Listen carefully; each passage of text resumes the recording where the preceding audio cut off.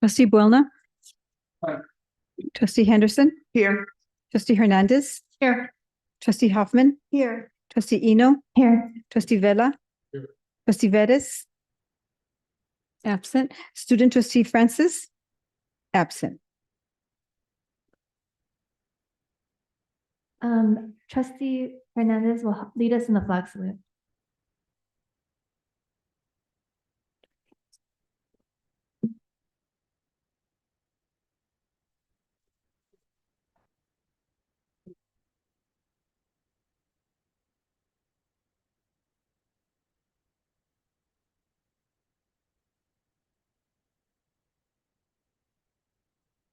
Thank you. So for public comments, to request the board regarding agenda items, the First Amendment and Brown Act guarantee, sorry. The First Amendment and the Brown Act guarantee a member of the public the right to criticize a public employee or public official in the performance of their duties. However, speakers are encouraged to focus their comments on issues relevant to the conduct of the public's business rather than on private or unrelated matters. Speakers are reminded that the Brown Act and the First Amendment do not protect defamatory statements made which may be subject to a speaker to personal liability. Are there any members of the public signed up to address the board regarding agenda items? So I am gonna go out of sequence, if that's okay for colleagues, because there is someone here in person. If Queen Searless has a comment related to non-agenda board items, but she's present now. So if there are no objections, I'd like to give her the first opportunity to speak. No objections. Queen, please.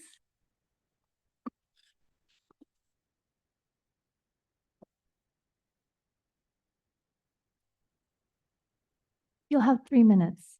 Thank you. Greetings, DS. I'm so grateful to be before you, and I come to you within a matter of egregiousness based on the fact that there is a hostile environment and there is ongoing incompetency of following administrative procedures relative to addressing OSS students and granting academic adjustments in accordance with AP 5140 and BP 5140, wherein instructors have to give the reasons why they deny an academic adjustment.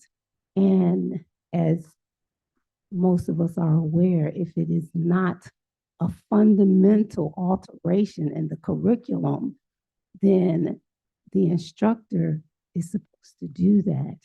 And if they don't, then they're supposed to state in writing why they're not going to do that.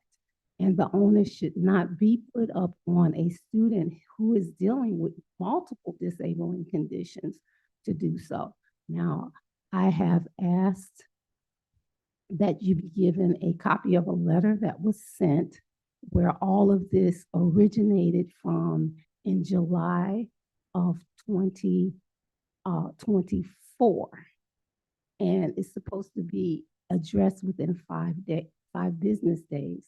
Well, in researching this challenge before us, I learned that a grade of an RD can be given to a student while issues are being sought out.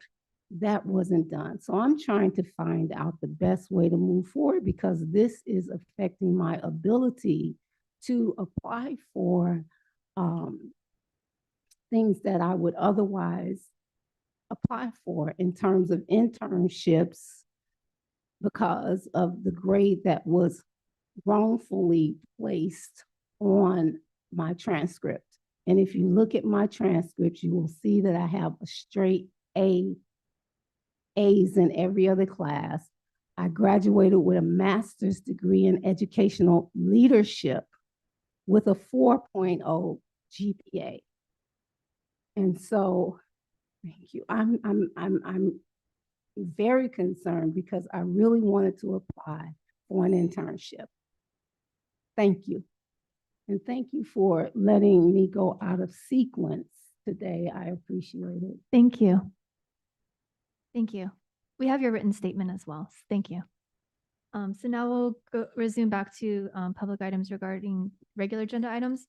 So we have Shal Bellendorf, then Beth Abelis, Vicky Nessis, Artur Aslanian, and Fatima Balawala. Any of those folks present? Oh, there's hands up, yeah.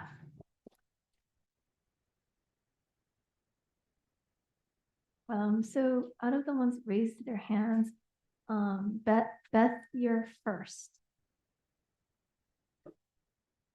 Oh, no, sorry, Shao. Yeah, you have 3 minutes. Thank you. Good afternoon, Chancellor Roman, Board President Hernandez, members of the LACCD Board of Trustees, and guests. Thank you for this opportunity to speak. My name is Shal Bellendorf. I am a faculty at Los Angeles Valley College and the co-director of the Sustainable Environment Institute under the District Academic Senate. I want to extend my best wishes to Dr. Limbaugh for the next phase of his extensive career. I am deeply grateful for his leadership, particularly his visionary role in establishing the California Center for Climate Change Education. His contribution has helped position LACCD as a recognized leader in climate change education initiatives within California and the nation. Dr. Limbaugh's support enabled SEI to develop and implement LACCD's Environmental Equity Education Demonstration Project in 2024-2025. 50 faculty members from across all 9 colleges participated in this project. They received the support to focus on develop environmental equity education content and implement and integrate it into their curriculum. Through their efforts, we are projected to reach 8,000 students by the end of this semester. Students in their classes are provided with an environmental equity framework to understand climate policy and develop advocacy skills. This initiative has also supported our students to prepare them to enter the green and blue economy, prepare them to contribute to climate solutions. The SEI Climate Center Environmental Equity Education Demonstration Project is very successful and is currently being reviewed by the State Chancellor's Office as a model for all 116 California community colleges. So we're very grateful for Dr. Limbaugh's role in helping us make this project possible. And I also want to take this opportunity to congratulate Dr. Matt Jordan, who is going to be the interim president at West LA College. And I'm sure under his leadership, the project will flourish. We hope to have a second cohort of faculty of 109 faculty in the district and reach 50,000 students by the end of spring 2027. So again, best wishes to Dr. Limbaugh, and thank you for the opportunity to speak. Thank you. Next we have Beth Abelis.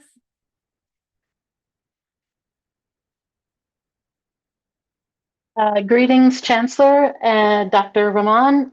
Greetings, Board President Hernandez and members of the board, also members of the LACCD community and guests.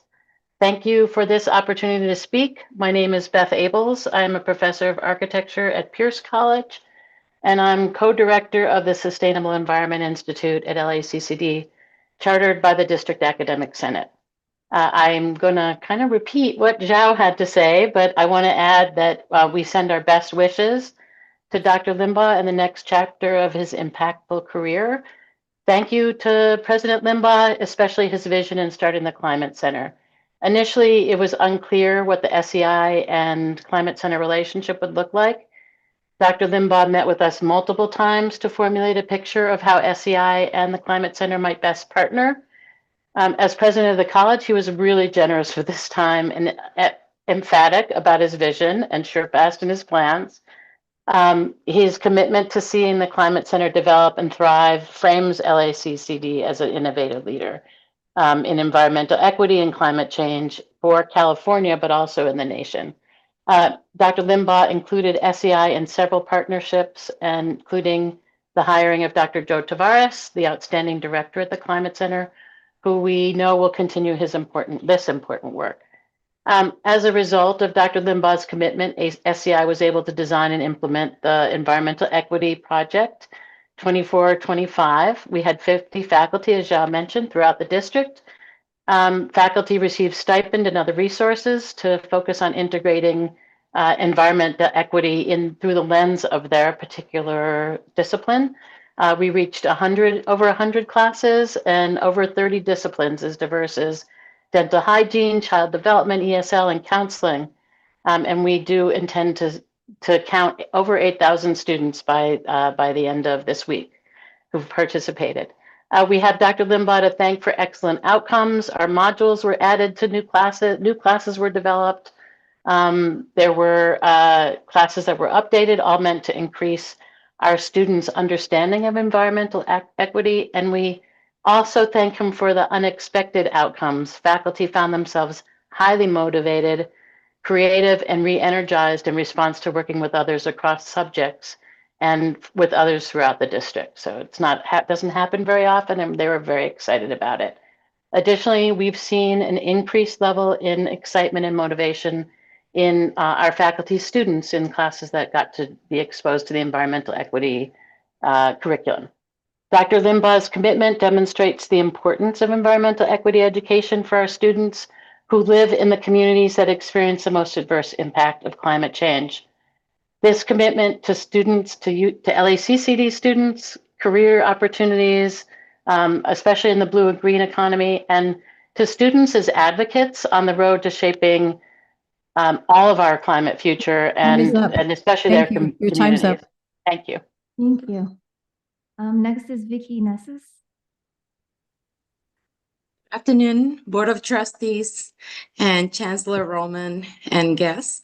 Thank you for the opportunity to address you today. My name is Vicky Nesia, and I am the Executive Assistant to the President at West Los Angeles College. I had the privilege of working for and with President James Limbaugh for 9 years and 2 months. Dr. Limbaugh is West's longest serving president, and his impact is lasting. Today, however, I am speaking representing the caring wildcats of faculty and staff at West. I would like to share our appreciation and acknowledge President Limbaugh's role for the college. Yesterday, many of us gathered to celebrate Dr. Limbaugh's retirement and to express our gratitude to him and his wife, Tricia, for their dedication to our students, our employees, and our community. Across faculty, staff, students, and administrators, one message came through clearly: trust and care. Faculty spoke of being included and respected, even when decisions were difficult. Classified staff leadership shared that while Dr. Limbaugh was willing to have hard conversations, he never lost sight of the human side of leadership, remembering names, asking about families, and making people feel seen. Students describe him as approachable, authentic, and inspiring.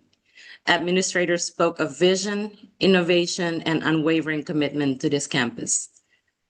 Under his leadership, West experienced remarkable development, but the change that stands out most to me is the cultural shift towards becoming a truly caring campus.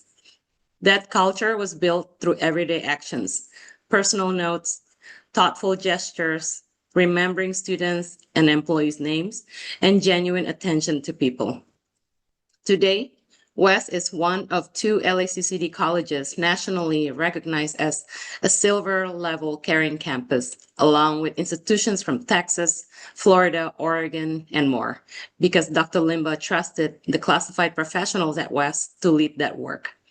He supported us, he empowered us, and he let us run with it. We also cannot speak about Dr. Limbaugh without recognizing his wife, Tricia, whose deep care for students is reflected in the Basic Needs Center they brought to life together, now a space that embodies dignity and respect for our students. On behalf of the West Los Angeles College community, thank you, Dr. Limbaugh and Trish, for leaving this campus stronger, more caring, and better because of your leadership. Lastly, we also would like to extend a warm West welcome to Dr. Matthew Jordan, who will be serving as the interim president for West, effective tomorrow. We are looking forward to getting to know each other and for your leadership, and we will have an in-person warm welcome for you in January. Thank you. Thank you. Next we have Artur Aslanian. Yes, thank you to the Board of Trustees and the Chancellor for the opportunity to speak today. My name is Artur Aslanian, and I serve as the Dean overseeing the Office of Institutional Effectiveness here at West Los Angeles College. I'm here today to recognize Dr. James Limbaugh, President of West Los Angeles College, as today marks his final day at West. Over the past 9 years, Dr. Limbaugh has led the college through a period of significant growth and transformation. His accomplishments include the creation of the California Center for Climate Change Education, the launch of West's 2 bachelor's degree programs, guiding the institution through the unprecedented challenges of the pandemic, and overseeing the development of an educational master plan that truly reflects the values, vision, and aspirations of this institution, among many other accomplishments. I've had the privilege of working under Jim's leadership for the past few years. Throughout that time, one thing has always been clear to me, which is Jim's deep love for this institution. That commitment was evident in everything that he did. He took the time to speak with students, to listen to their concerns, and to help them wherever he could. He was equally committed to supporting employees, as demonstrated through the initiatives like Caring Campus, which reflected his belief that a strong college begins with a culture of care and respect. On a personal level, Jim always made time for me, whether to talk through challenges, offer guidance, or simply provide words of encouragement during difficult moments. That kind of leadership matters, and it leaves a lasting impact. I am confident that West Los Angeles College, the students we serve, our employees, and the broader community will continue to benefit from Dr. Limbaugh's vision and leadership for years to come. His contributions have helped to strengthen and redefine this institution in meaningful and lasting ways. Jim, on behalf of the college, and personally on behalf of those of us who have had the privilege of working directly with you, thank you for your dedication, your care, and your unwavering commitment to West Los Angeles College. You will always be a part of this institution, and you will be deeply missed. We wish you all of the best in a well-earned retirement. Thank you. Thank you. And finally on this agenda item, Fatima Baldiwala. Hi. Oh, you're muted. There you go. Sorry. Sorry Oh. about that. Good afternoon, everyone. Chancellor Rahman, Board of Trustees, guests. My name is Fatima Baldiwala. I am a steering member of SEI. Chow and Bet spoke about the big project we did. I am a recipient of that project, and I wrote a little poem especially for President James Limbaugh. It's called Stepping into the Light. 9 years is long enough to learn the shape of shadows and brave enough to turn towards the light. Plato wrote of a cave where many mistake flicker for truth. You did not lead from the wall. You stood and faced the sun and did hard work to guide others forward. The Climate Center stands because of that courage a beacon, not just of sustainability, but of the future of work, where ethics matter, where care for the planet and care for people are inseparable. Because of your vision, students learn to see themselves not as silhouettes, but as stewards, innovators, and leaders. Your leadership shaped institutions and it shaped educators too. I know because it shaped me. You reminded us that teaching is not about staying safe in the cave, but about helping others learn how to see. As you step fully into the light, know this: the path is brighter, the future clearer, because you walked first. Written with gratitude, and that's it. So thank you so much. Beautiful. Thank you so much. Next, we have item H3, Natasha Hernandez, Eddie De La Torre, Mia Benales, and Naomi Pena. Natasha, Hello. hello. Uh, 3 minutes. okay. Hello, good afternoon, board members. I hope that you're all doing well today, and I want to thank you all in advance for helping sign a resolution in support of both AB 537 and AB 713. Today, I'll be speaking in support of AB 537. Again, my name is Natasha Ireta, and I am an anthropology major at our Southwest campus. As you know, over 70% of our students are part-time, and I myself have had the privilege of being a part of the College Promise program as a full-time student. But I feel as though it's an injustice that students who have other greater responsibilities aren't able to qualify for the program just because they aren't able to meet the 12 unit minimum. So, yeah, by signing this resolution, we'll be allowing all of our students the accessibility to a higher education and also equity for all. Again, I just want to thank you all for your time today, for all the support that you guys are throwing for all of our students. Thank you so much. Thank you. Eddie De La Torre. Good afternoon, board members. Thank you for this opportunity. I attend East LA College with a major in psychology, and hopefully I'll be graduating in June. And maybe going to Long Beach, who knows? But just hearing those words, it's real poignant for me because I'm formerly incarcerated. I spent most of my life in prison. And when I came home, I decided to go to school. And because of College Promise, I was able to focus on my academics as opposed to working.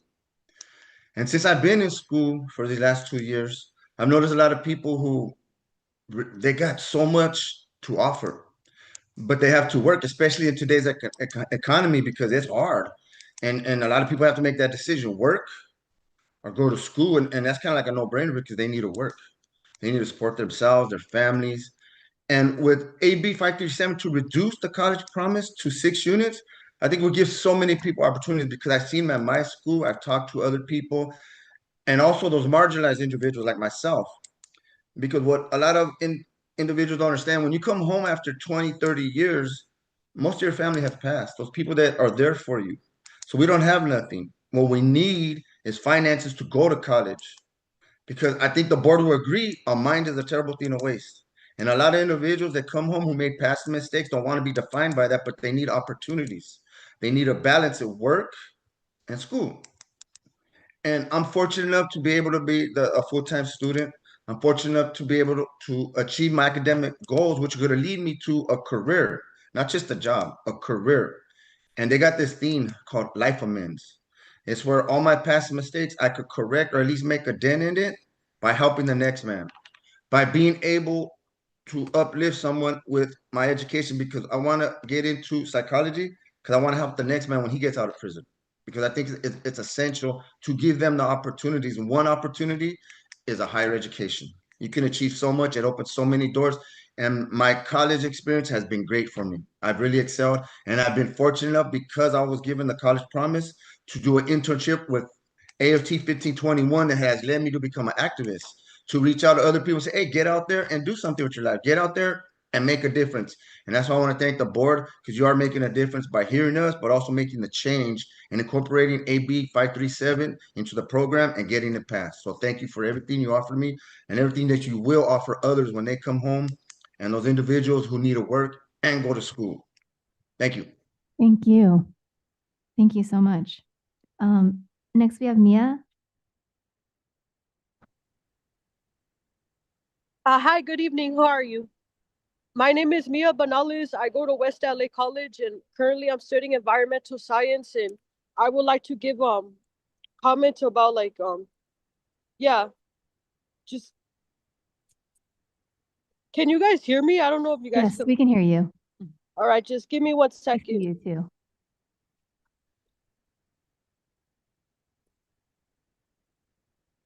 Yeah, my bad. I thought you guys couldn't hear me or something. Let me restart, please. Sure. So, hi, my name is Mia. I go to West LA College and I'm studying environmental science. I support the resolution for AB 537 because it would allow students to grow in their academic pursuits. Throughout my academic journey, I read data about the benefits investigating in one's education. Like every dollar we invest in our community college students as taxpayers, we make a revenue of $4 back from that $1 investment. Education-based policies can help generate a stronger economy through tax revenue, leading to stronger environmental equities. I want to say thank you for your time, and yeah. Thank you so much. And last on this item, we have Naomi Pena.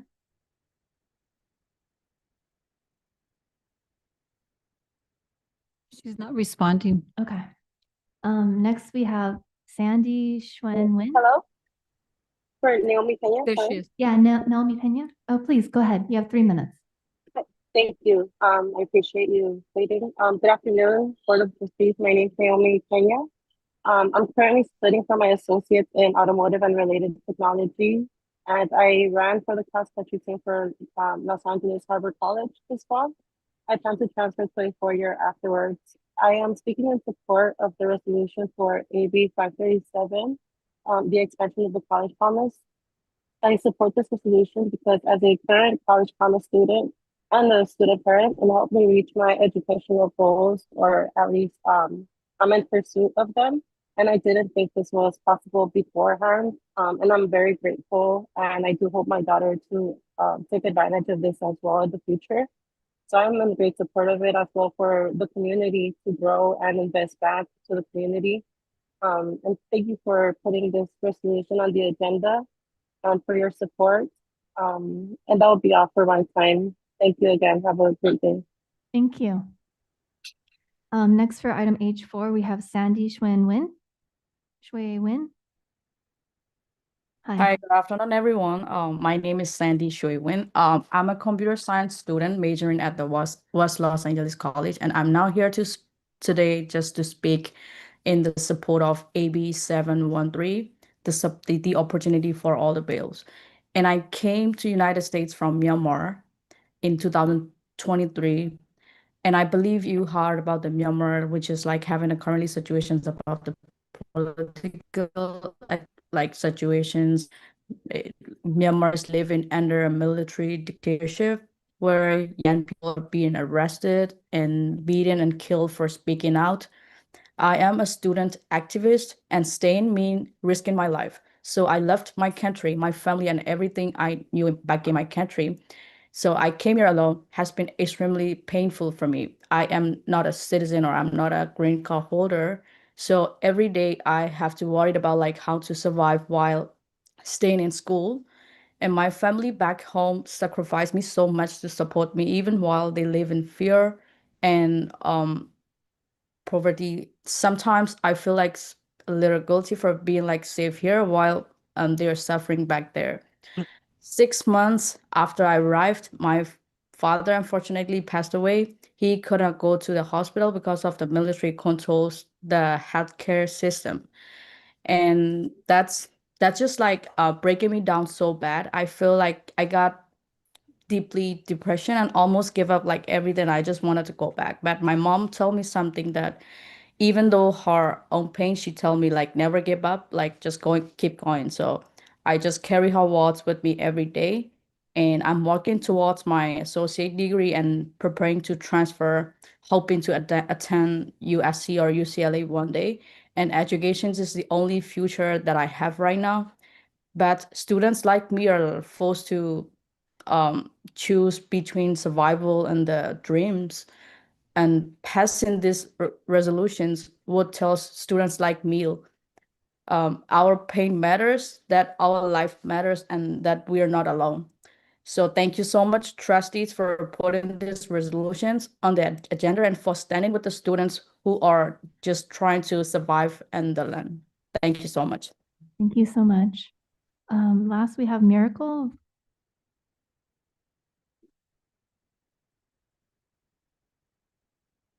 Hello, my name is Miracle. Thank you guys for being here.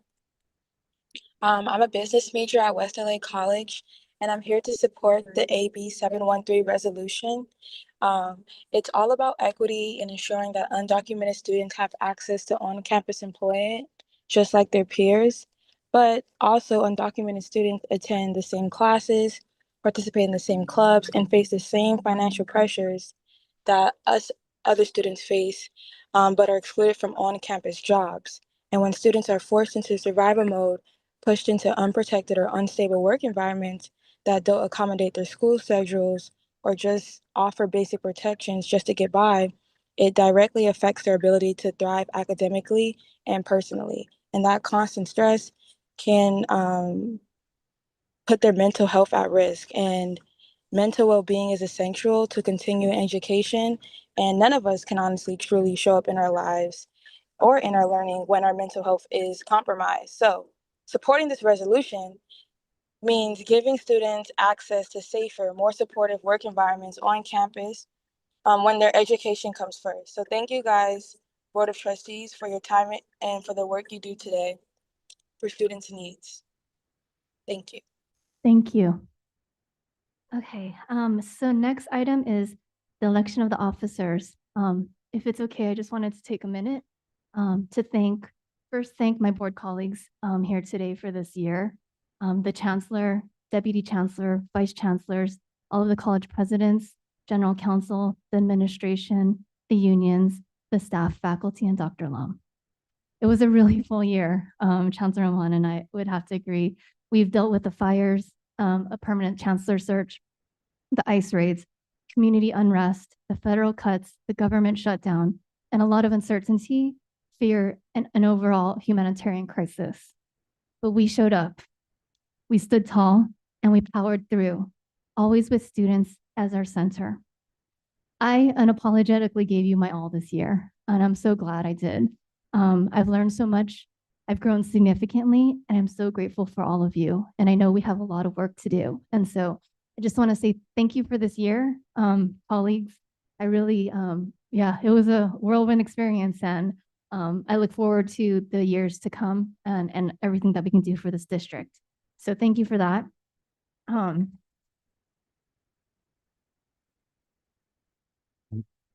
So we will now proceed to the election of. Yes. Would you mind if I comment? Yeah, okay. You're like, no. Please. No, I just I'll be brief, but I think that all of us know, I think on this board, everyone's been president of the board, right? Oh no, wait. After today. It is, I believe it's like a PhD on steroids. Really learning about how to, really work with the chancellor in order to create opportunities and, look at this big tapestry of what these 9 colleges mean for the region and, how you bring in like economics with academia and we touch everything at LACCD, every single industry. We were talking about the Olympics and, obviously there was much, much more this year than probably I've seen in a long time. And I just want to let everyone know, and you from the bottom of my heart, that I really appreciate you, because I'm going to tell you, I really, really look at someone from not necessarily, everyone's into metrics. I really just see people when they're in the arena. when they're like taking it every day and taking those phone calls and working every day, regardless whether you're sick. I know sometimes we get colds and all that, the human part of us. So I just want to thank you for every single day making this a very successful past year, albeit what was happening, globally, nationally, in our homes, and you really, really, to me, I really saw you and how hard you worked and how much you care. And you took time off of work. She took a sabbatical. Like that's huge to do this. I would have taken it to go somewhere. Like, I'm sorry. To go I was gonna places, say, but I would have it been didn't. traveling to Italy or Mexico or something. But anyway, long story short, thank you so much for your service. And it was an honor to serve as your chair of public affairs. And Thank gracias. you. Thank you so Thank you. much. Yeah. Thanks. Okay. It- I'll just, I think we probably all want to say something. I just want to echo Trustee Villa's words. I just really admire President Eno's just her willingness to really try and bring everyone to the table and make sure that everyone's voice was heard. Also, she took this job so seriously. I mean, I was impressed by the sabbatical as well. I think I would be more in your camp, Trustee Villa, if I had a sabbatical to take. But I really wanted to just thank you for the hard work and just sincerity that you took this role on with. And you have big shoes to fill for whoever takes it. Yeah, no, I told this to a couple of outgoing presidents or incoming presidents, and it's the same advice I give across the board that, frankly, if you do this job well, you can't wait to give it up. And I know sometimes the tension, you're the first line for this board, the first piece of communication, and then how it gets diffused to all the rest of us, it could become challenging because we were certainly an opinionated group of people. We are all passionate about the things we're passionate about, and sometimes those crash into each other's spaces and interest. But the one confidence we have, and through the whole year, developed as a real faith that you were trying to be the one voice for us, and that's a wonderful thing to see by the end of the year, to be able to say that was accomplished. And so thank you for that work. Very much appreciate it. Thank you. Yeah, I think, first of all, you're such a nice, wonderful, lovely human. And I think we all need to acknowledge that. And you worked really, really hard in this role. I saw you do things that were probably not in your nature and uncomfortable, and you did it with grace and professionalism. And I really appreciate your leadership. I think when we elected you as president, we all knew we thought our biggest challenge for the year was going to be hiring a new chancellor. And right away, like you mentioned, we started with the fires. We continued with civil unrest, ICE raids, all the crazy things. Oh, I don't want to make you cry. All the crazy things that you had to deal with. And I know you, President Eno, and I know you had other challenges in your life going on at this exact same time. So thank you for giving so generously of yourself for this board and trying to make us a better board. It started out with a bang, kind of ended with a bang. And I just really appreciate your leadership. Thank you. Thank you. All right. Oh, please. I'm not going to belabor this, but you made my first year successful. Servant leadership at its best, dignity, professionalism, just decency. I'll add those things. It's because of you that we were able to do what we did. You empowered me. You allowed me to run with it.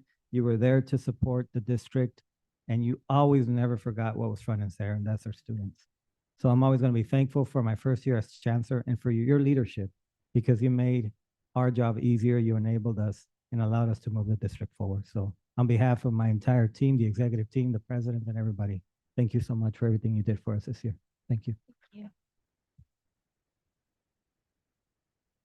Very good. So I'm going to move on. We will now proceed to the elections of the officers. I declare nominations open for the position of president of the board. A second is not required under Robert's Rule of Order. With that said, I would like to make a nomination. Like I had mentioned, we have so much work to do, and I'm so excited to nominate Vice President Trustee Hernandez as president to lead us in this next year.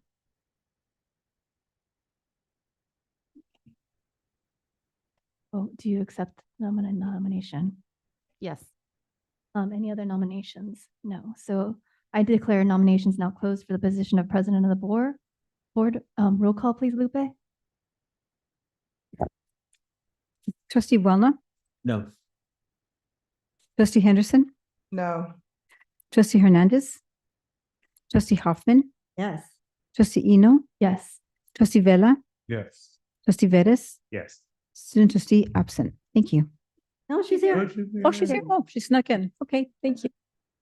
Please, your vote. Yes. Thank you. Going back to semantics, President Eno, did we have to second the nomination? No, it's a no second required. So Okay, just thank you. nominations. And then now I get to hand off the gavel and the seat and let President Hernandez take over the rest of the agenda. And I just want to thank everyone here today. I'm still here. I'm just going to move over.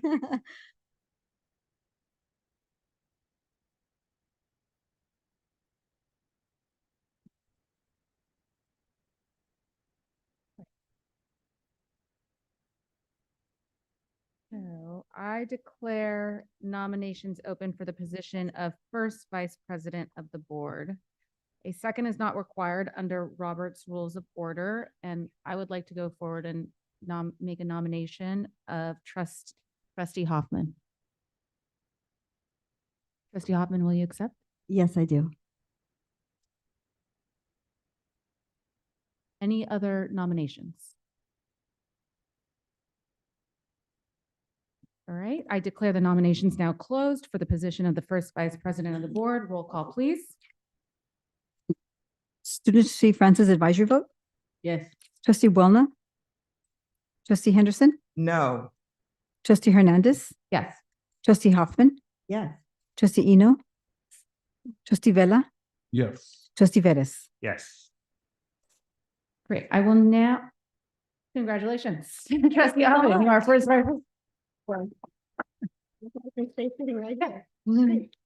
I will now entertain a motion to open nominations for the position of second vice president of the board. This motion requires a second.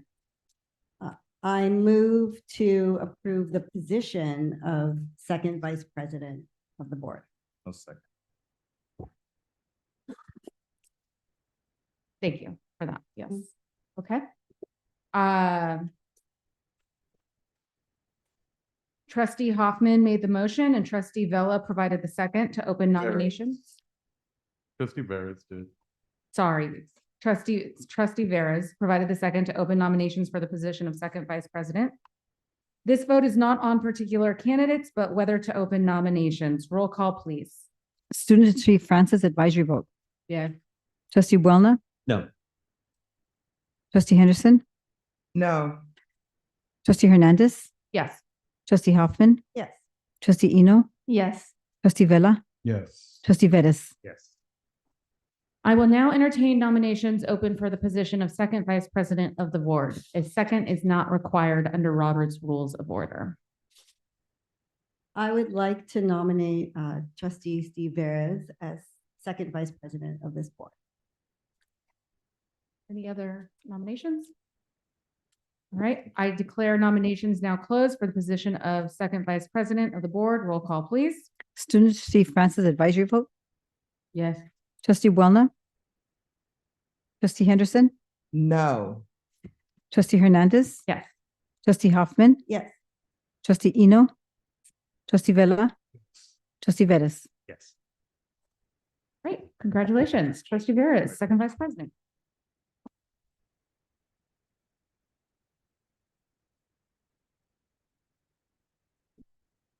You want to, okay, We can. we're going to just take a second to just switch. Okay. Do you? No, I don't know. I mean, It's fine. we'll figure it out later. Okay. Chancellor, can you please lead the agenda item on disclosures? Thank you very much, President Hernandez, and congratulations to all of you. Thank you so much. Okay, so prior to proceeding to the vote on the matters before the board today, the trustees are requested to advise staff if there are any items on the agenda for which they have received a contribution from a particular participant in the matter, which requires disclosure and recusal under the Levine Act or another conflict of interest law. Trustees, when your name is called, please advise if you have disclosures to make on any of the items on the agenda, and if so, please let us know by identifying the agenda item for each of such item. Please also state the basis of the conflict by either identifying the donor of the disqualifying campaign donation or by providing information about another disqualifying financial interest. I will go ahead and now take roll call. Trustee Huelna. None. Thank you. Trustee Henderson. No. Thank you. Trustee Hernandez. None. Thank you. Trustee Hoffman. No. Thank you. Trustee Eno. None. Thank you. Trustee Vella. None that I'm aware of.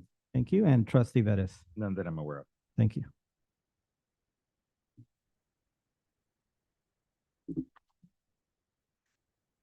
All right.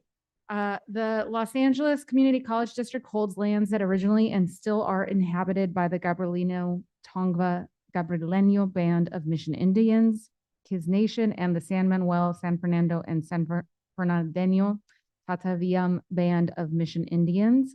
We honor and respect their elders and descendants as they continue their stewardship of these lands and waters. Before we proceed, Chancellor Rahman, are there any changes to the agenda and order of business? There are, President Hernandez. I would like to remove facilities item AA14. We also have a correction to make on the notice report. This is item EE1. The last travel item should read Los Angeles Pierce College for the HBUC tour, not the Los Angeles Harbor College as currently listed. Okay, may I have a motion and a second to approve the agenda and order of business with the requested amendment? Move to approve. Okay, Trustee Hoffman made the motion. Trustee Veras provided the second. Roll call, please. Student Trustee Francis advisory vote? Yes. Trustee Huelna? Yes. Trustee Henderson? Yes. Trustee Hernandez? Yes. Trustee Hoffman? Yes. Trustee Eno? Yes. Trustee Vella? Trustee Vettis? Yes. All right, may I have a motion and a second to approve the minutes for the regular board meeting and closed session of November 5th, 2025? So moved. Second. Great. Trustee Eno made the motion. Trustee Veras provided the second. Any discussion? Roll call, please. Student Trustee Francis advisory vote? Yes. Trustee Huelna? Yes. Trustee Henderson? Yes. Trustee Hernandez? Yes. Trustee Hoffman? Yes. Trustee Eno? Yes. Trustee Vella? Yes. Trustee Vettis? Yes. Great. Do any members of the resource table wish to be recognized at this time to make comments before the board?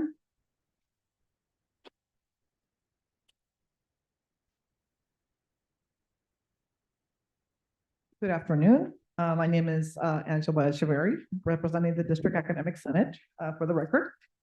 First of all, I want to congratulate the incoming leadership of the board, and we really look forward to working with you on behalf of our students. I also want to wish everyone a happy holiday. The District Academic Senate met last week at Pierce College. And we actually met in the Agricultural Education Building near the farm. And we had our last meeting of the year. We recognized two of our faculty leaders who are retiring. So I just want to take a moment to acknowledge John Freitas, our parliamentarian, and the former Senate president at City College. And John is really going to be a very hard act to follow. He is such a knowledgeable person and has had a huge impact on the Senate locally as well as statewide, as well as Chauncey Madrid, the former Senate president at Valley College. So we're really going to miss them a lot. I also want to extend my congratulations to President Limbaugh on his retirement and thank him for his support for environmental equity. I also need to congratulate the incoming president at East LA College, Mote Perez, who was president at Mission while I was there, and I really look forward to working with him, as well as Matt Jordan as interim president at Valley College. And we've had the privilege of working with both of them and really look forward to advancing our students, student success with them. There are two emerging areas of priority for the District Academic Senate that I think are obvious to many of us. One of them is artificial intelligence and the impact it's having on education and the labor market, employment, as well as accessibility.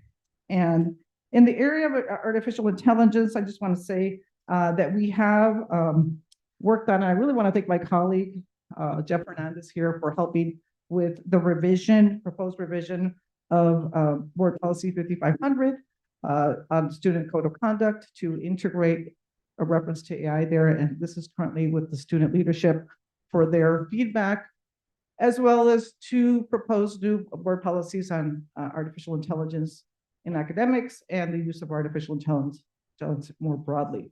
So I really would request that the board review these, because I think it's really important for us to have something in place. We don't have board policies in place. And we are also working at administrative procedures and getting early feedback in this area. In the area of accessibility, as you know, we have a deadline in April coming up where everything, student facing has to be accessible. And I really want to thank our students who have come and, keep coming to talk about challenges that we're facing in the area of accessibility. So we are going to be bringing in a faculty member, Ashley Sparks Jamal, who is going to be assisting us with accessibility of our website, try to help, faculty navigate the new responsibilities and requirements in this area. And this is an area of liability for the district, as you all know. Another area of liability for the district is the area of gender equity. And I really urge the board to move on the recommendations of the Codes of O'Connor report, as well as the Gender Equity Task Force. I know there's work statewide that's being done, but I think we also need to look at what's happening here in our district. And I do want to thank Chancellor Roman and Deputy Chancellor Nicole Alba Lopez for their work in resolving a lot of our concerns. And I just want to express my support for what they've done so far and hope to continue to make progress in this area. We are living in very challenging times for our students, our communities, the lack of due process, violence, hatred, anti-Semitism, violent attacks against many of our communities, attacks against diversity, equity, inclusion, accessibility, cuts in education, healthcare, fires. Our students face a lot of challenges, and I hope we can all find a way to work together to support them through these times. So thank you and Happy New Year to all. And I would clarify if I can. I think I don't know if you mentioned elect presidency. We're still making a decision. So I think you're talking about the item that's on the agenda to extend this contract. Yeah, okay, thank you.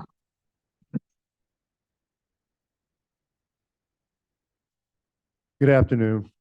I want to thank the board and President Nino, for our former President Nino now, for all the work that you did. I know that you talked about this being like a PhD in steroids, and I remember when I was doing my dissertation, a bunch of people before me, I asked them, did you feel any different when the dissertation was done? And they lied. They said, no, they didn't. And of course you did when it was done. It's like a giant weight lifted off your shoulders. So I'm sure you're feeling that right now. So thank you for your work. Thank you, President Hernandez, for taking the baton. And I look forward to working with you in this upcoming year. All right. I also want to say congratulations to President Limbaugh on his retirement. Appreciate the work that he's done and look forward to working with the new interim president. And I just want to also acknowledge that this has been one hell of a year. It's been one of the hardest years I think that any of us have faced in a long period of time, starting with the fires and then starting with the administration, an anti-education administration in the White House who's been attacking us all the time, ICE raids, and uncertainty created by state budget challenges. This year has demanded a great deal from all of us. Despite it all, we have continued to show up for our students, our colleagues, and our union with care, courage, and commitment. I'm deeply grateful for the work that our faculty have done every day, and for the solidarity we demonstrate in the face of these challenges. And I want to extend that also to all our staff and administrators who have done this work as well. I'm also grateful for the leadership of our chapter presidents and grievance reps, the administrative and staff partners as well. And I also want to take a moment to thank President McQuarters for quickly making LA Trade available for the Kent Wong Memorial Service, last month. And at a moment's notice, because of the rains, they were asked to make LA Trade available. LA Trade was not just made available, it was made amazing. And it was a very beautiful service. Over 1,000 people showed up in the pouring rain, and that couldn't have happened without President McQuarters and his team making that possible. I want to also thank the Chancellor and the board for their continued support for the March and March. This is going to be our third year of bringing the March and March back. It's been growing, consistently. We've gotten more and more support from other unions. We've now gotten support from our UC colleagues as well as our Cal State colleagues as well, and student government from throughout the state. And the March and March is not there to look at faculty's interest in particular, or staff's interest in particular, administrators' interest. It's to look at students' interests. We're looking at the future of our students' education in the state of California, what our students need. We make a promise to our students, and we've all been told the same promise when we were young. Work hard, get an education, you'll be able to live the American dream. And I've said this before, this is no longer a reality for too many of our communities. And our students are looking at this. How do we make education free again? How do we have low cost housing in the state of California? All right. How do we address not a minimum wage, not even a living wage, but an enjoyable wage? No grown adult should work 40 hours a week and not be able to support themselves and have to live with their parents until well into their 30s. And this is what the March and March is about. And this is what the March and March is supporting. You saw some of our students come up here earlier from our student internship program, and I'm so proud of them. We've changed our student internship program. Before, it was a program that kind of focused on supporting our faculty in a lot of ways, but our faculty understand when we support our students, we are supporting our faculty. So our students now come up with the issues that they want to support and they want to push forward. And they're the ones who've taken the lead on the March and March. And those are the ones that you'll be sending up there to Sacramento. So I want to really thank, our coordinators, Juan Carlos, David, Logan, and Cora. Okay, and Cora used to be on your board. They've done an amazing job, not just with our students and teaching them how to advocate for themselves on campus, but they're now doing nonviolence training and know your rights training in the community. So they're now going out to the community itself and working with communities to help protect them as well. And last, I just want to say, I hope all of us get the well-deserved rest and reconnection with our families that we all deserve and that we have all earned this very, very tough year. Because sad to say, we're only a quarter way through this. And there'll be 3 more years that we have to do. And starting in January, I hope we all come back ready to tackle these issues. And as my colleague said from the Academic Senate, work together to tackle these issues. It's more important that we show unity now than we ever have before. Because without working together, we won't succeed. So I'm hoping to see that as well. Thank you. Thank you. Anyone else? Okay, with that, I'm going to reports of standing and special committees. I'm going to summarize really quickly the proceedings from this Facilities Master Planning and Oversight Committee that I chaired on November 19th. Just really quickly, we had a presentation on housing. As many of you know, we had a call for acquisitions. The district is looking at negotiating to close on a potential property that would house our students, which is very, very exciting. We also got a presentation on a RFP that would be for a P3 development project that would create student housing on one of our community college sites, which is Pierce, we've decided. And we got a little bit of a rundown, a synopsis, which is accessible online on board docs of just the process of putting together the RFP. The RFP is to go out this month, but now we're pushing it to January, but it will be out in January. So that is really, really exciting. It's one piece of our large portfolio of housing efforts. And so very excited to get more information on that. Thank you. Okay.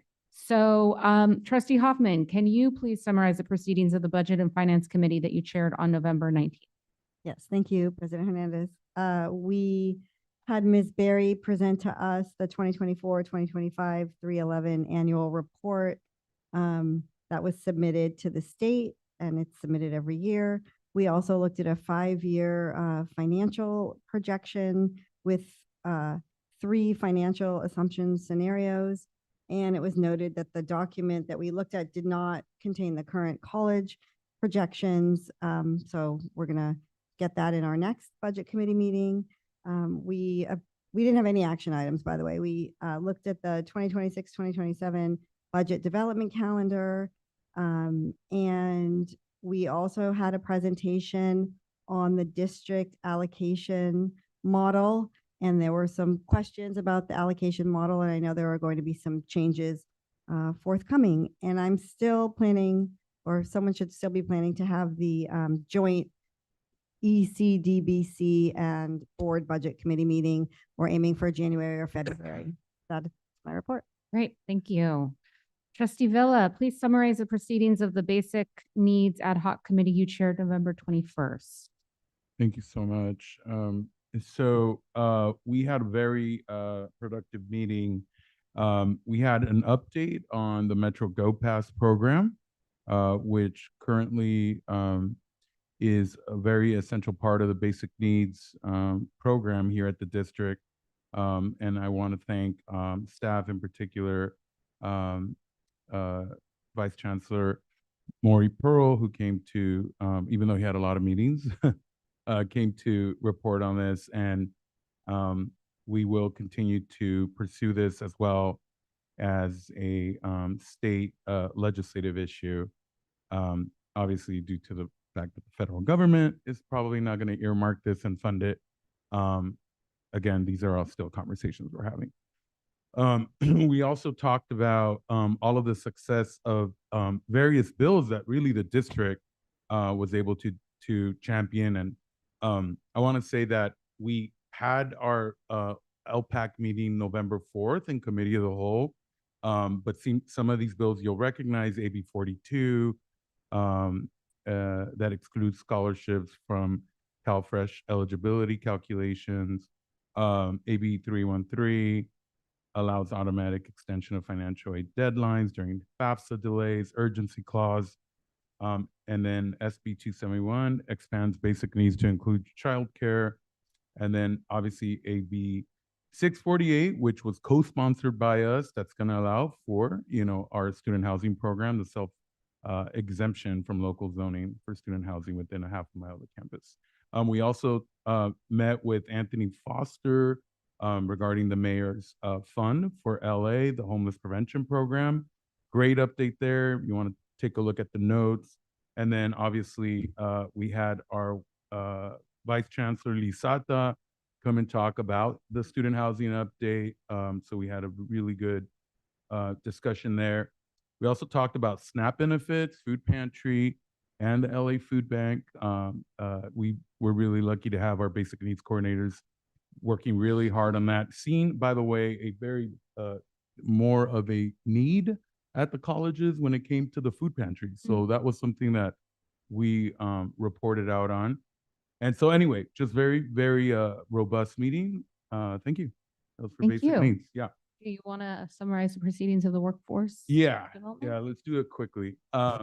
So this was a really good workforce development ad hoc. We talked about the healthcare programs that the district is working hard on. Obviously, we have been, the leaders in offering allied health programs. So we had Vice Chancellor Jim Lancaster lead the way on that. Very exciting. We had also an update on the LACCD registered nursing and ADM programs. So that was extremely helpful, and really, I think discussions as to how do we increase the amount of certificates and degrees, but then also how do we also improve the communication into our communities and some of these programs. We also talked about very special subsection of the allied health and health community, and that's through the English learning language learner healthcare pathway, which was really to me eye-opening because I did not know, and maybe Trustee Wana can also a part of the I think it's called the yes and in language, because there was just so many students that don't speak English that not only want to get into healthcare but can do it, because they've done it in their country. So it's just really exciting to learn that we do have a program for that, and I definitely want to continue. I let Chancellor Romano to continue for us to pay attention to that. And then finally, an update on the respiratory therapy baccalaureate programs. We were really lucky to have East LA College and Valley College report. So lots to do, but we did close it at the end of the year. We're like, this is the last meetings for the year. But it was just really, I want to thank everyone, academic senate, faculty, staff, for putting these programs together, in particular Jim Lancaster, because both also Dr. Nicole Abelopa, who prepared basic needs, because we're doing so much. And what I let the committees know is that even though it was the end of the year, we want to continue to put the momentum and continue to have these programs and vouch for all of us that we support these programs. So That's great. yeah, it Thank was you. good. Thank you for that. Trustee Buolna, please summarize the proceedings of the Student Protection Task Force that you chaired on November 24th. Thank you very much. I want to thank Chancellor Roman for his leadership on the committee, my co-chair, Trustee Nichelle Henderson, and our staff, including the Office of General Counsel, and everyone else who presented. So we had specifically, Chancellor Roman gave updates on SNAP benefits, and I want to thank Benjamin for taking the notes and having the minutes that are available in writing as well.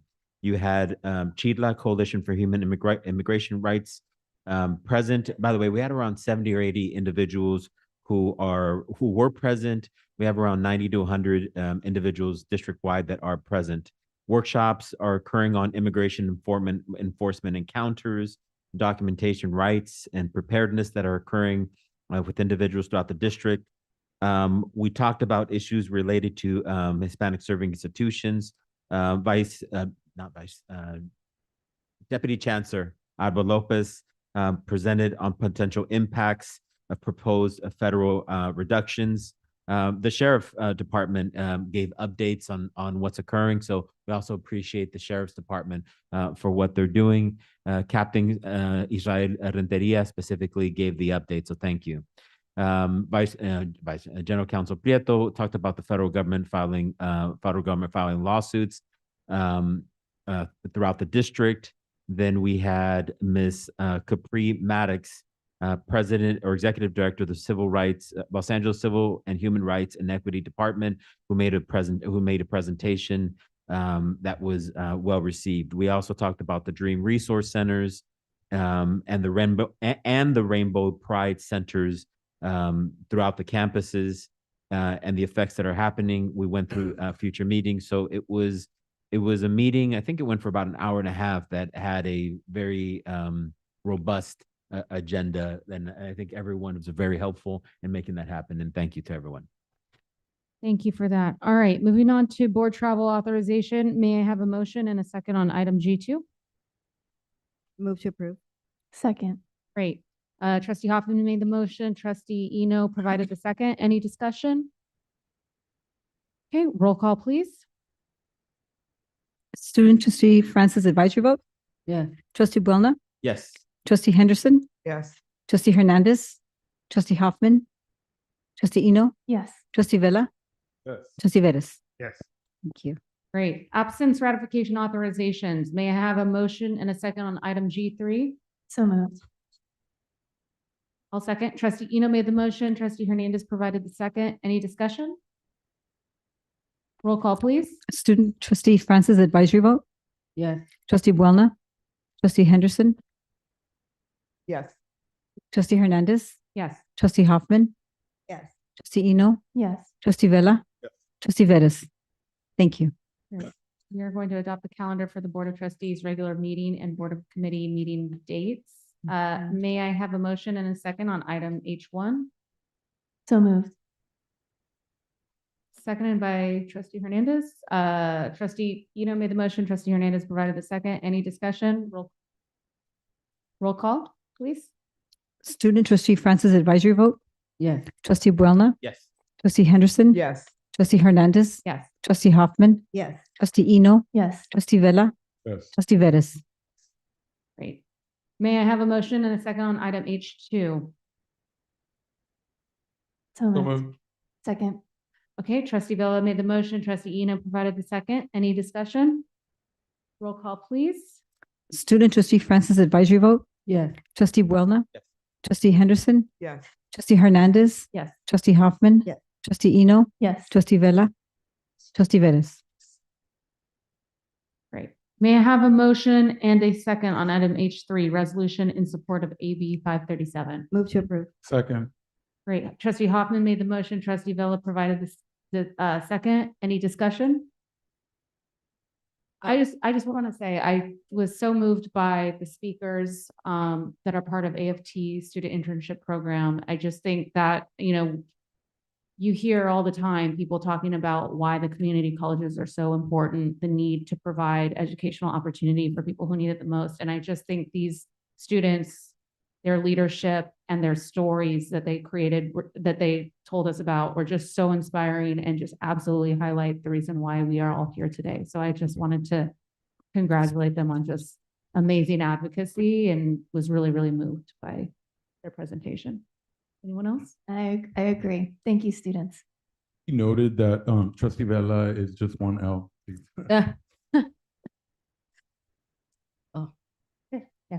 Yeah, I want to give a shout out to our SSCCC board. They played a major role of making sure that all the students that want to be involved with student government or involved in student government have that bridge of way of communication and education of what that looks like, of advocating, of the bridge of breakdown of what a resolution looks like, the tactics of it, of how to promote it and execute it. Without that big support right there, I don't know how students within our education system as it is now, political and educational has been riffraff, right? Since 2006, they've been taking out everything. I mean, we have students who don't know how to write cursive, right? We have students who don't know the difference between Republican and Democrat, or how many people are in, right, the Congress House. So that SS to proceed, that organization is very, very the stem of the branch for my students. And I want to give a special shout out because they played a major role of even enlightening us of what was at stake that was in front of our hands and in front of our eyes that we couldn't see or comprehend. So I really do appreciate you guys also. Special shout out to our chancellor, came to my board meeting along with Henderson. He stole my thunder.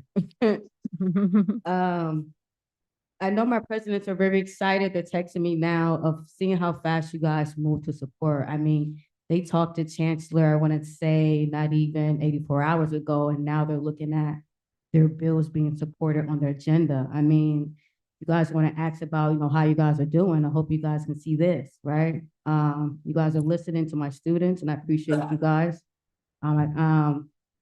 We close this years of small wins that contribute to big wins. And regardless how long you've been in this position, wins is what keeps the creativity going, right?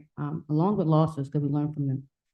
But these past 6 months since I've been in this position, I've had no setback, and I just want to congratulate you guys on allowing me to be me, to run my position and being my support system. Anything that I asked for has been given to me. Anything my students asked for through me has been given to them. I want to give you guys the credit on understanding that each one of you guys are in new positions, and even with your knowledge, you still need some preparation. And I love how you guys are humble and continuing to get up on this dial and get business done. I'm starting to realize now what you guys mean is that, you know, we really are looked upon as the head honcho, right? People look at us and then see how we're doing things, and they kind of like copy us and implement it, right? So they really see us as respect, and they really see us as the voice.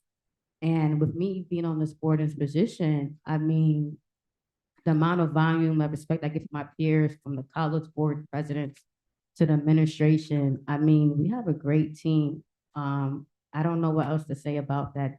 My college presidents did a wonderful job this last 6 months of helping my ASO presidents to bring on the student atmosphere on our campuses. And I just want to congratulate my college presidents that are here today on the hard work you have done. You guys have helped me tremendously as well, guiding me to be the student leader for all you guys' campuses. So I definitely do appreciate that. And I definitely do appreciate you allowing me to bring more creativity and accesses to students on your campuses as well. So, you know, bills like these are very exciting because it shows the front of who's fighting. So I want you guys to remember that. Thank you. Thank you. Great. Any other discussion? All right, roll call, please. Student trustee Francis advisory vote. Yes. Trustee Boulna. Trustee Henderson. Yes. Trustee Hernandez. Yes. Trustee Hoffman. Yes. Trustee Eno. Yes. Trustee Vella. Yes. Trustee Vettis. Great. May I have a motion and a second on item H4 resolution in support of AB 713? Move to approve. Second. Trustee Hoffman made the motion. Trustee Vella provided the second. Any discussion? Yeah, I just want to say it's no secret for more than 20 years now, I've run a student employment program at Glendale Community College. As a matter of fact, the way I first was introduced to undocumented students and the fact that they couldn't work was through the program that I was running at GCC.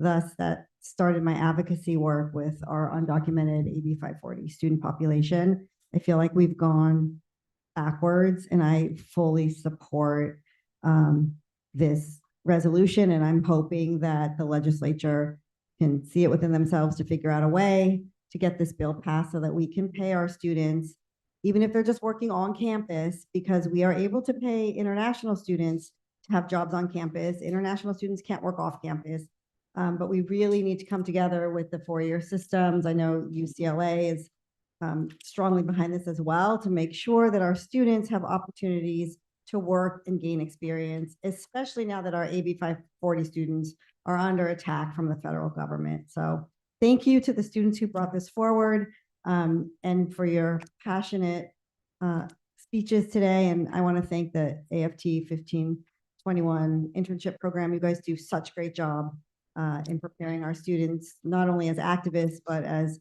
future workers and politicians, and hopefully community college faculty as well. So yes, I support this piece of legislation.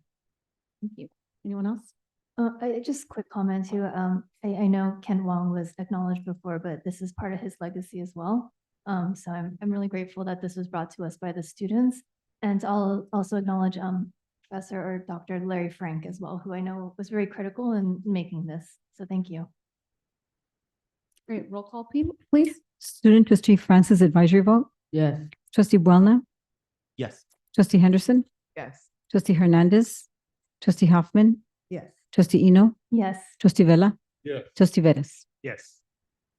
May I have a motion and a second on item H5, reappointment of a personnel commission? I'll move to approve. I have a question. Can you give a Oh, second? sorry. Second. Yeah. Trustee Hoffman made the motion. Trustee Eno provided the second. Trustee Boulna, you wanted to get a question? No, that's it. Okay. Any other discussion? All right. Roll call, please. Student trustee Francis advisory vote. Yes. Trustee Abstain. Trustee Henderson. Yes. Trustee Hernandez. Yes. Trustee Hoffman, Yes. trustee Eno, Yes. trustee Vella, Yes. trustee Vettis. Yes. Thank you. We will now turn to Chancellor Rahman for the report. Thank you so much, President Hernandez. It's been stated already, but I want to state it again. President Limbaugh has decided to retire. And after a very illustrious career at West Los Angeles College, I know he's not here today, but I want to put this in the record. President Limbaugh's retirement marks the close of an extraordinary career at West Los Angeles College. And I dare to say within the Los Angeles Community College District. Dr. Limbaugh stands as the longest serving president in the history of the college with over 9 years. And throughout his tenure, he has really led with integrity, steadiness, and truly an unwavering commitment to student success and equity. His thoughtful leadership has strengthened academic programs, has elevated campus culture, and has really deepened West LA's connection to the communities that it serves. During his tenure, it's been said already, West LA was successful in launching 2 baccalaureate degrees, earned designation as an Aspen institution, top 150 colleges, and established the nationally recognized Center for Climate Change Education. President Limbaugh's legacy is reflected not only in the initiatives that he advanced, but really in the people that he mentored, the trust he built across the college as well. He leaves West Los Angeles College more resilient and well-positioned for the future. And we're deeply grateful for his years of service. And I want to personally wish him continued fulfillment as he enters his next chapter. So President Limbaugh, if you're hearing, thank you for your dedicated years of service to our students of West LA and the entire campus community and the community at large. So congratulations on his retirement on behalf of my team. Hopefully you get that. Can you open it up? Yeah. Oh, yes. Can I just make a comment? Thank you. Those were lovely words. One of the first jobs I had when I got on the board was to hire a college president. And I think Trustee Veras and I are the only ones on this board that actually were in the process of hiring Dr. Limbaugh. So he was the first president that I actually had the opportunity to hire at West LA College. And Dr. Limbaugh, I know you're not here. Hopefully you'll watch this recording, but thank you so much for all of your years of service, like 9+ years. That's really amazing to be in our district for that long. And I hope you are going to have a lovely time with Trish in retirement. You've done so many great things for West. And I personally am very grateful for your leadership. So thank you. Great. Trustee Veras? I want to acknowledge some of the employees who came on the Zoom to also mention his tenure and service. Sometimes we have transitions or changes that don't get the acknowledgement from a dean to line faculty, and so I think that's speaks to his work and his commitment. I'm glad to see that we have an interim with the same hairdo, and for all of us in that category of hairstyle, best wishes to Matt. I know he's done a tremendous job over at Valley College, and I don't know. I think you should have used a hat, and Jim should have gone. What is it called? Open air.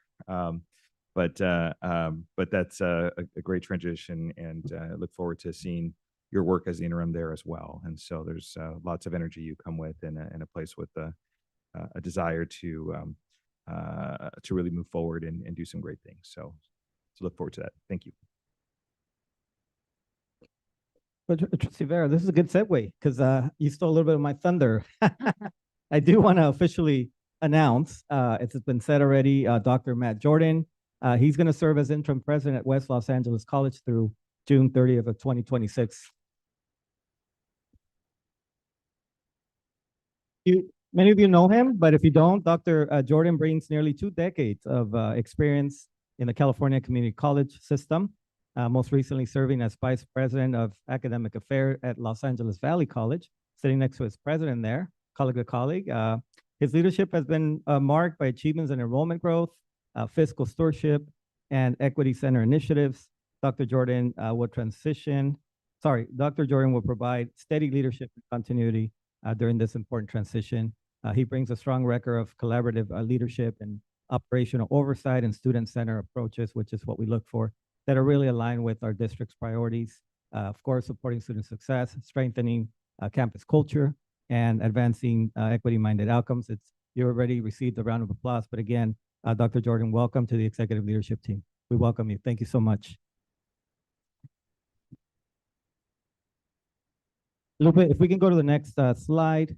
I won't take too much time on this one, but I just, trustees, I want to briefly share with you that we are in fact launching our vision for 2026. This is an initiative for the upcoming year. This reflects a renewed focus, I think, on what matters the most, which is discussion we had with you at the mid-year evaluation, aligning our district efforts to accelerate progress in 5 areas. These are going to be transfers, completions, persistence, retention, and the elimination of persisting equity gaps.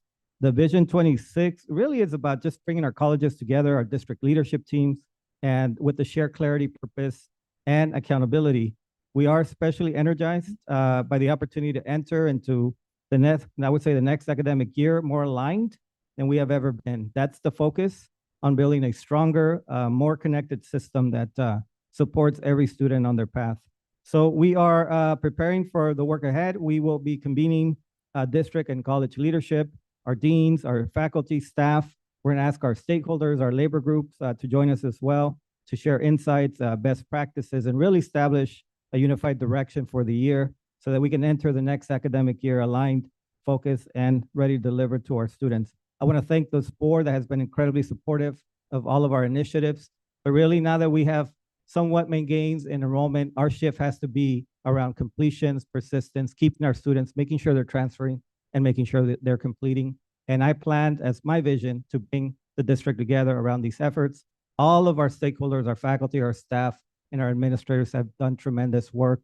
I want to provide the leadership and support on behalf of my team here to the college presidents and the stakeholders at the campuses.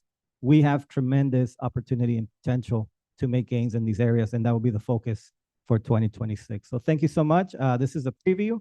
You'll be hearing a lot more about this in the upcoming year, and we're going to put a lot of time and energy around these particular areas. So thank you again for that. Going on to the next slide, Trustee Hernandez, you have carried a lot of the water on this, along with the trustees. You have full support of this board, and I'm very proud of the work that LACCD and the Board of Trustees have put around the housing initiative. I'm going to have, this report was given at FIMPOC, and I'm going to have Dr. Sata give a truncated version of this report, just so everybody knows the 3 initiatives that we're focusing on, and certainly ask any questions if there's any. We have Ann Bowles here as well. Thank you so much for being with us. So with that, let me turn the floor over back to you, Dr. Sata, and lead us in this conversation around housing. Great. Thank you, Chancellor Rahman. And first of all, I'd like to start by congratulating now President Trustee Hernandez. We appreciate your leadership. Congratulations. And actually, I'd also like to express my gratitude to now former President Trustee Eno for making my first year also really able to kind of lead and get into the team and go through that transition. So thank you for that. We, of course, look forward to continuing to work with all of our trustees, and I want to focus here on some of the housing initiatives. As you recall, we gave a presentation that we had a 3-part strategy here to address housing, student housing specifically, with 4 pillars. And I always do want to start by emphasizing that, you know, our housing is going to be to support our LACCD students in their ability to meet their educational goals first and foremost. The way we work will be always based on data, and we will pivot when necessary and, of course, keep you informed. We wanted to give you a little bit of an update on the 3 strategies, and I'll just start by saying strategy 1, we're moving along. We did an RFQ or RFP process. It was quite successful. We had 85 submissions, and after a long period of review, we were able to identify a very interesting property potential near the Los Angeles City College campus. And so we would be happy to bring more information about that to you. In terms of strategy number 2, we are working with Cal State LA and of course our ELAC team to discuss a potential collaboration there where we can take advantage of already built dorm building and have a long-term relationship for some beds. So these are still in process. We're not complete there yet, but we just wanted to give you a heads up about that. And as was mentioned earlier, I'd like you to introduce you to Ann Voles of the Voles Company. And as we move from strategy into implementation, Ann and her team have worked at many community colleges in California. In fact, more than half of them. She's done some sort of consulting or advisement or other. And she's going to take us through what a P3 development looks like. And again, to sort of underline what President Hernandez's comments were, is we do plan to issue an RFQ/P, which is a request for qualifications and proposals, just after the January board meeting, so on or about January 15th. And with that, I'll turn it over to Ann. Next slide. Thank you all for having me here, and really pleased to work alongside the entire team.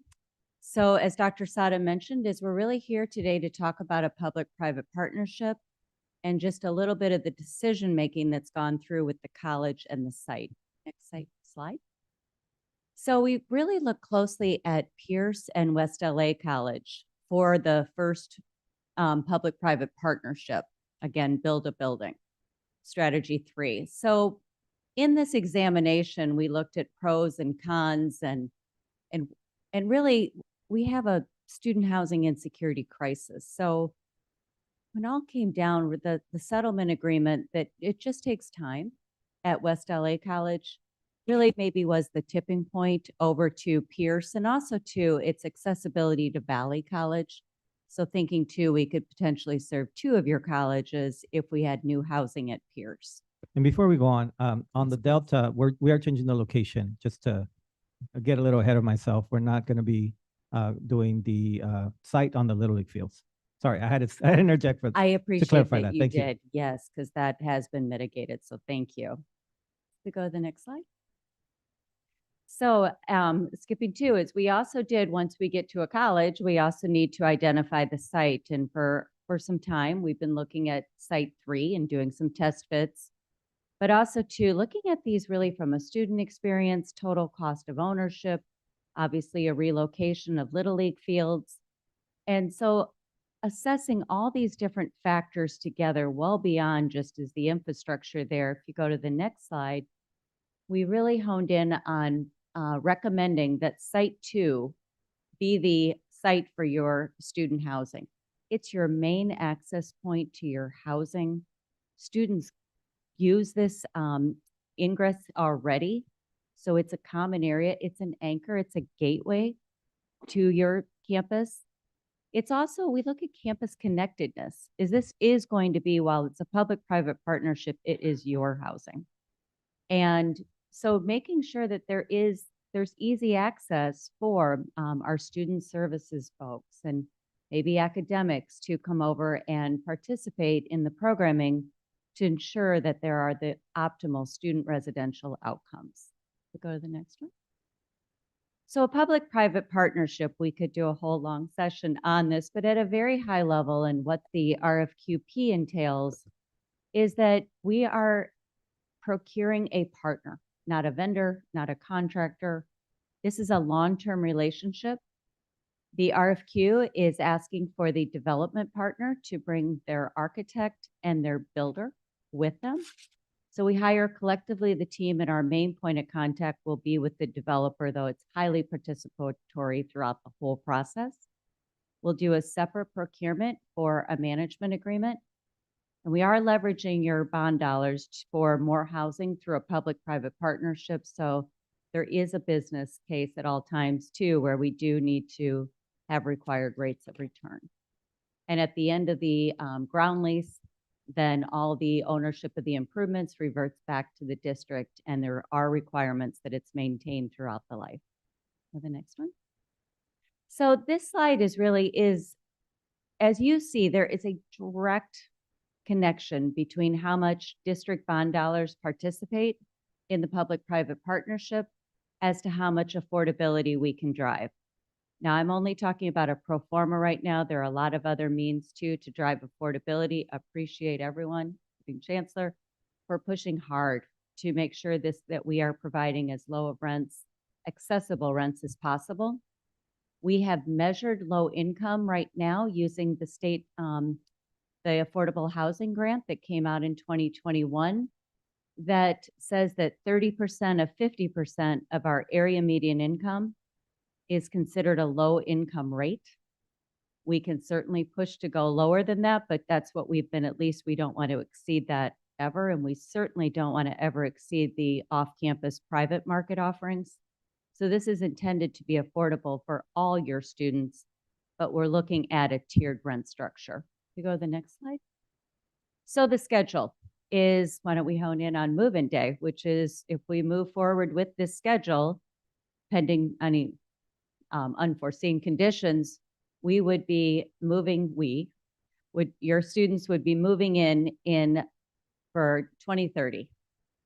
So what an amazing experience. But that does mean too, is this does go through a full design, most likely a DSA approval. Of course, we need to allocate a couple years for construction.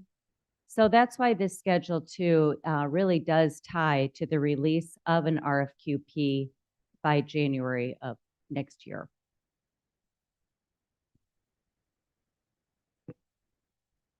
Great. Thank you. Thank you for that. Any questions? Trustee Barris. I know in FEMPOC in the past, and I've raised the question, and I think we've dialogued in some bits and pieces about a workforce housing scenario as well. I think a lot of our effort has been focused on our students, which is really important. And I think sometimes we've discussed workforce as a down the stream conversation. I wonder, in that matrix of the district's contribution and the cost of rent, if working with our workforce needs may be a way to have individuals and families tied to the district in a strong way, in a big way. There is a number of, especially on the teacher side of the equation, a number of initiatives running through Sacramento and other places to talk about what to do about being able to have teachers and college instructors live near their facilities. But we hear of our maintenance staff and our technicians and secretary, everything across the board. It's especially some campuses tend to be in really expensive areas, and so it's a tough call to get there. If a proposal came forward that wanted to discuss workforce in a big way, is it something they have to put aside, or is it something that we're going to redirect to somewhere down the road, or is there going to be a workforce conversation on its own completely? Is there some thought to blending the opportunity of having workforce forward and working with the student interests as well? Thank you for that question, Trustee Veras. But I would say at this point, at this moment in time, is that we've been solely focused, as you pointed out, on student housing, and we'd like to get some of these programs lifted. But certainly there is plenty of room and space to have a conversation about workforce housing, and whether it occurs as we develop the program for this particular building, or if we come up with other solutions. And we actually think that there are a few really good ones that we are starting to think about and consider. We'd be happy to have a more in-depth conversation about that. And we appreciate if I can that question. expand, yeah, I think you're absolutely correct. Trustee Veras, there will be opportunities for this conversation probably sooner than later. I would say in 2026. There's some things that we're going to talk to the board about in terms of opportunities with buildings. But I would also say this, there's an opportunity in the current initiatives because these are not going to be dorms. They're going to be apartment style housing, which could potentially add opportunities for us to look at with in mind as a model that you stated, where we have employees with families that could potentially be housed in these particular units. So priority has been students, as it should be, first and foremost. But I think in 2026, as we're talking about opportunities for buildings that could come online and others that could come offline, we might actually get into opportunities to talk about workforce housing. So more to come on that. Again, our priority has been students, as it should be, but we're also beginning to have conversations around workforce, and I would definitely include classified staff as we're looking at affordability in Los Angeles. Faculty and staff, I think, could certainly benefit from opportunities. So more to follow in 2026. All right, thank you.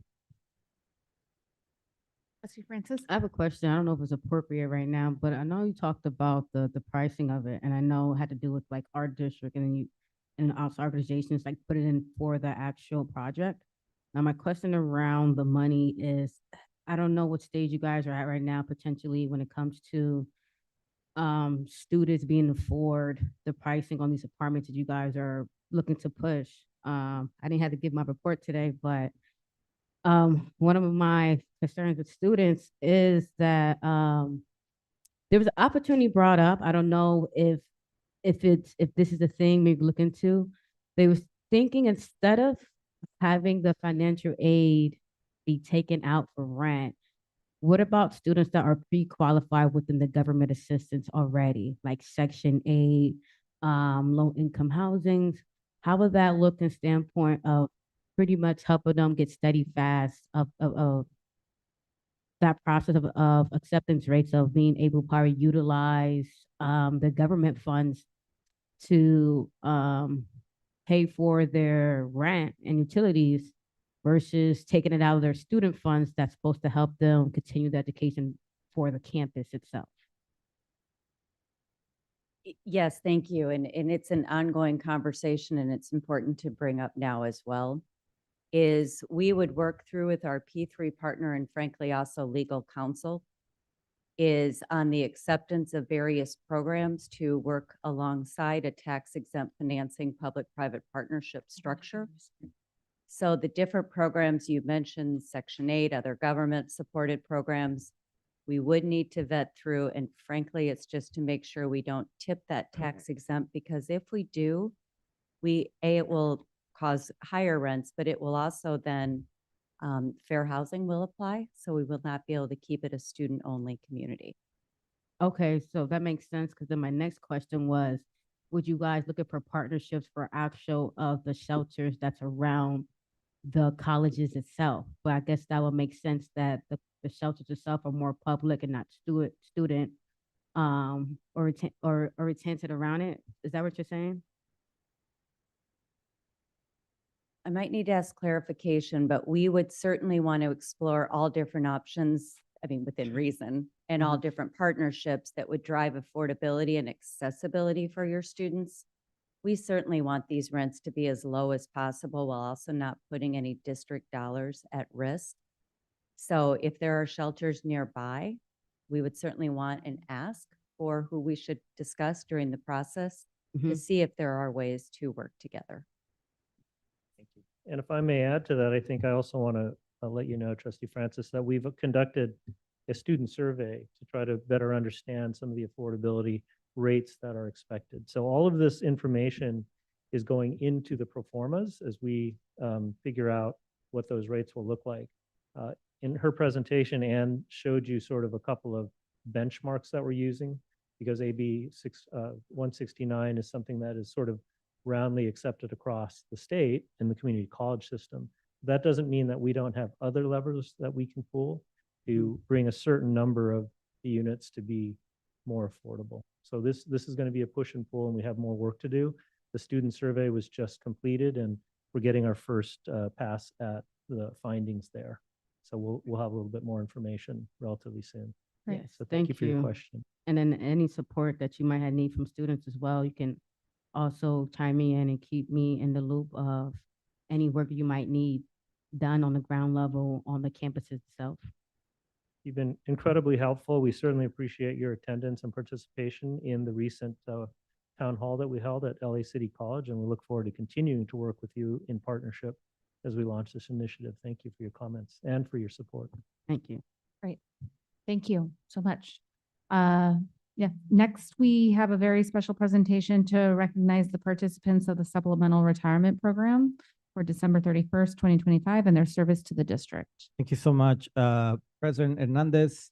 When we offer serve well, at least in this institution, one challenging part is that we lose a lot of great employees that are going to be leaving us. And we wanted to recognize them publicly, although the list is rather large. I'm going to have Lupe just sort of spend a few minutes or seconds, rather, we don't have minutes, on each slide to publicly recognize the folks that are retiring at the end of this month. We'll have a second list for June. The majority of our employees are opting to retire in June, about 70%, but 30% of them are leaving us at the end of this month. So I just wanted to take an opportunity to publicly recognize them. We won't read the names. There's quite a few, but I want to make sure we spend just a few seconds on each slide. Again, thank you so much to all of these retirees for your illustrious careers with LACCD, your dedicated service to our students, the impact that you've had over the years in your respective classifications and positions. So with that, can we roll each slide? And again, thank you to each and every one of our employees for the dedicated service. Let's give them a round of applause, please, everyone.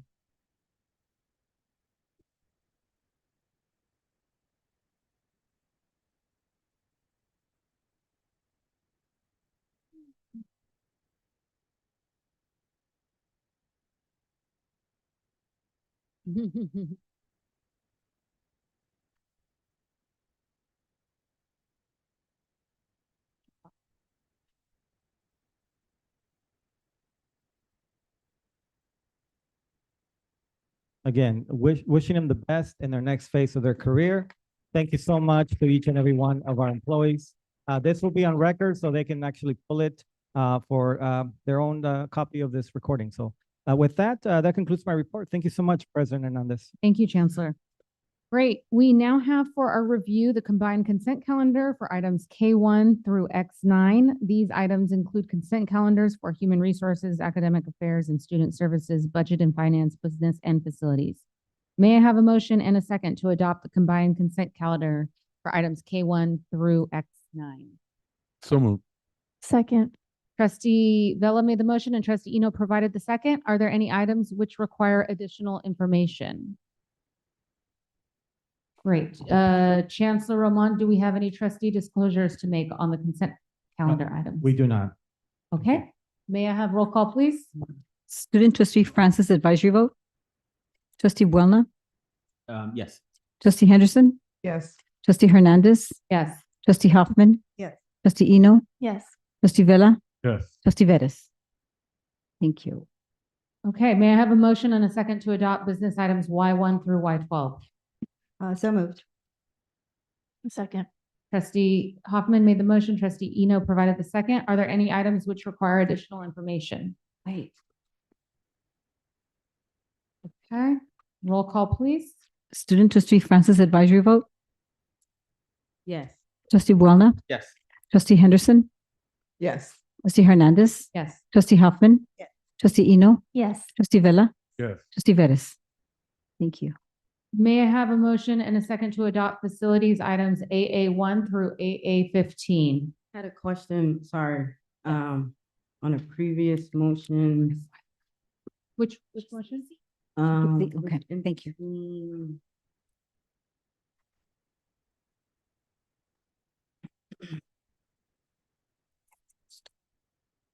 It's the consent calendar, budget and finance.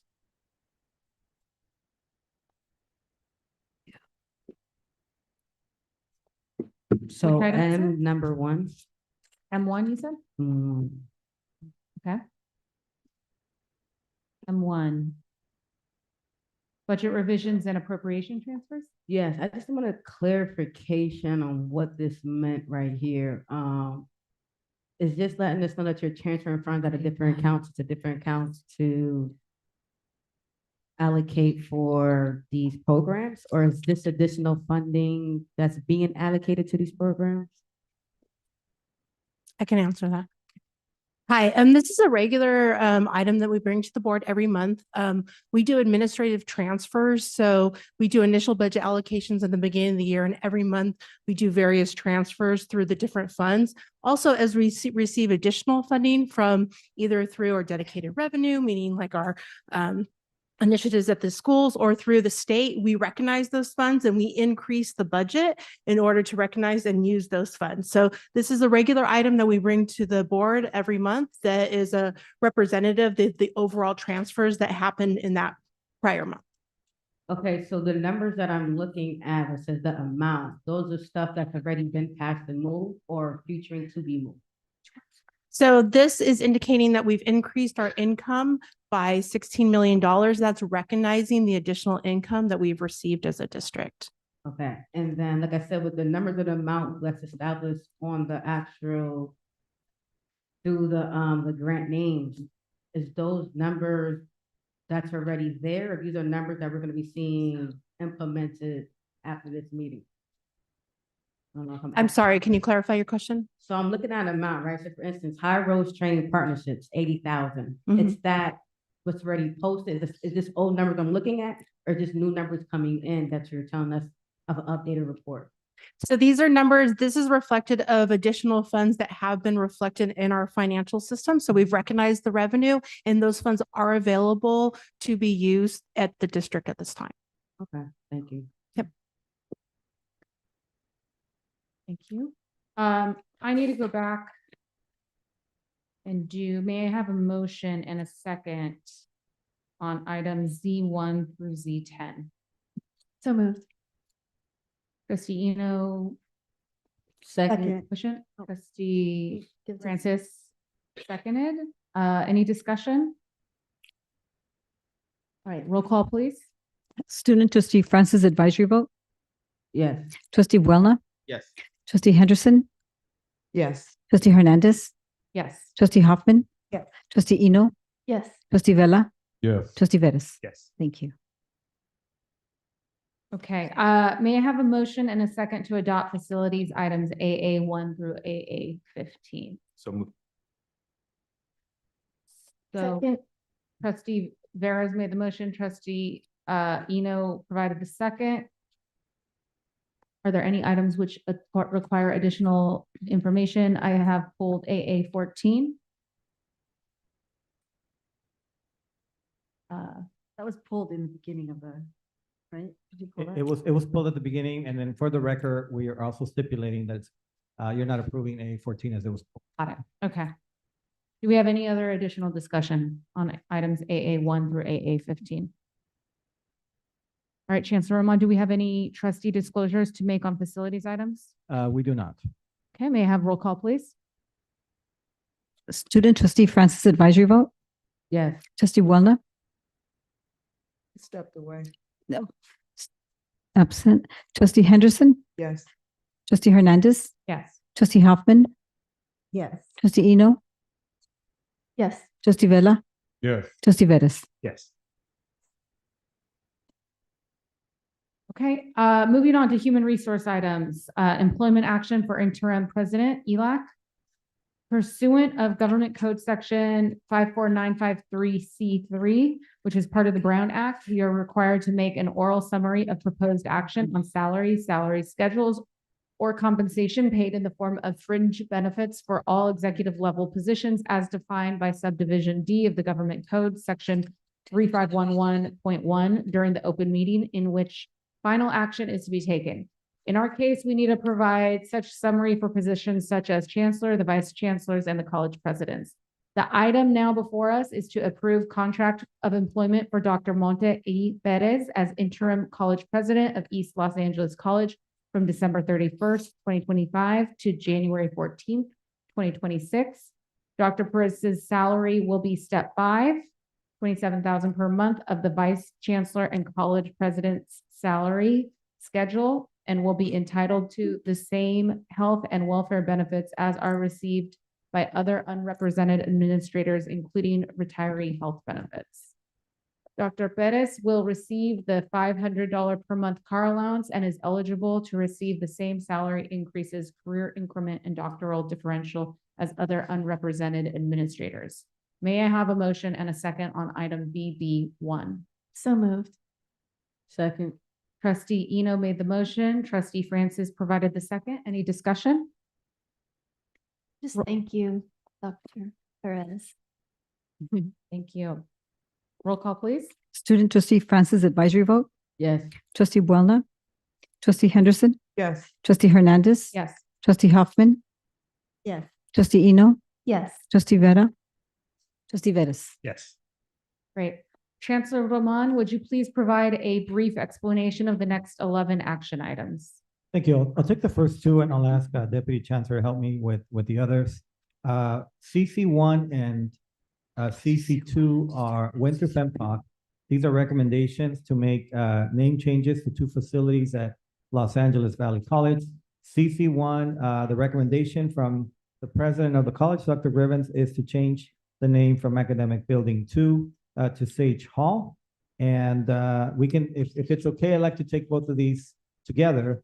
CC2 is renaming Complex 1 to Valley Academic Hall. This fits better with the branding of the campus. It provides less confusion in terms of the naming of the buildings, and this has gone through a consultation of stakeholders at the college. So I would like to have the board accept the recommendation of FEMPOC to make the name changes from Academic Building 2 to Sage Hall and Complex 1 to Valley Academic Hall.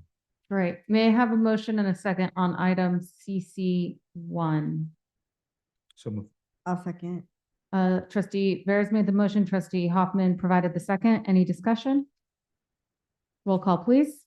Student trustee Francis advisory vote? Yes. Trustee Wellner? Step away. Thank you. Trustee Henderson? Yes. Trustee Hernandez? Yes. Trustee Hoffman? Yes. Trustee Eno? Yes. Trustee Vella? Yes. Trustee Vettis? Yes. Great. Now may I have a motion and a second on item CC2? So moved. Second. Trustee Eno made the motion. Trustee Hoffman provided the second. Any discussion? Roll call, please. Student trustee Francis advisory vote? Yes. Trustee Wellner, not present. Trustee Henderson? Yes. Trustee Hernandez? Yes. Trustee Hoffman? Yes. Trustee Eno? Yes. Trustee Vella? Yes. Trustee Vettis? CC3 is a resolution that's coming forward as a result of changes that have been made to CalPERS and CalSTRS regulations.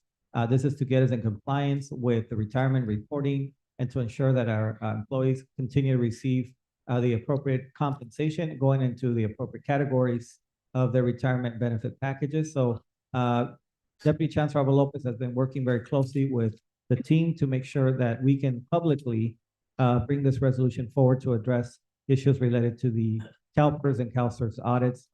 This will present compliance and will allow us again to follow our CBA to ensure that employees receive the appropriate stipends as listed here on the resolution. Anything else, Deputy Chancellor Lopez? Okay, so with that, I'd ask for your vote to ensure that we meet the CalPERS and CalSTRS regulation changes. Okay. May I have a motion and a second on item CC3? So moved. Oh, second. Trustee Eno made the motion. Trustee Hoffman provided the second. Any discussion? Roll call, please. Student trustee Francis advisory vote? Yes. Trustee Wellner, not present. Trustee Henderson? Yes. Trustee Hernandez? Trustee Hoffman? Yes. Trustee Eno? Yes. Trustee Vella? Yes. Trustee Vettis? Yes. Thank you. Thank you. Items 5 through actually 11 are board policies that came to you last month as first reading, excuse me. We're asking for your vote. Again, these were vetted last month. You had an opportunity to review them. Unless you have questions on any of these, I would ask for your vote to get these. Yeah, and I think you have to vote on these individually. So, yeah, thank you. Okay, any discussion on any of these items? No. All right, we'll go through these individually. May I have a motion and a second on item CC4? Move to approve. Second. Motion by Hoffman, second by Trustee Eno. Any discussion? Roll call, please. Student trustee Francis advisory vote? Yes. Trustee Wellner, not present. Trustee Henderson? Yes. Trustee Hernandez? Yes. Trustee Hoffman? Yes. Trustee Eno? Trustee Vella? Yes. Trustee Vettis? Yes. May I have a motion and a second on item CC3? So moved. Trustee Eno made the motion. CC5. CC5, excuse me. So moved. Trustee Eno made the motion. I'll second. Trustee Hoffman provided the second. Roll call, please. Student trustee Francis advisory vote? Yes. Trustee Wellner, not present. Trustee Henderson? Yes. Trustee Hernandez? Yes. Trustee Hoffman? Trustee Eno? Yes. Trustee Vella? Yes. Trustee Vettis? Yes. May I have a motion and second on item CC3? So moved. CC6. You're stuck on 3.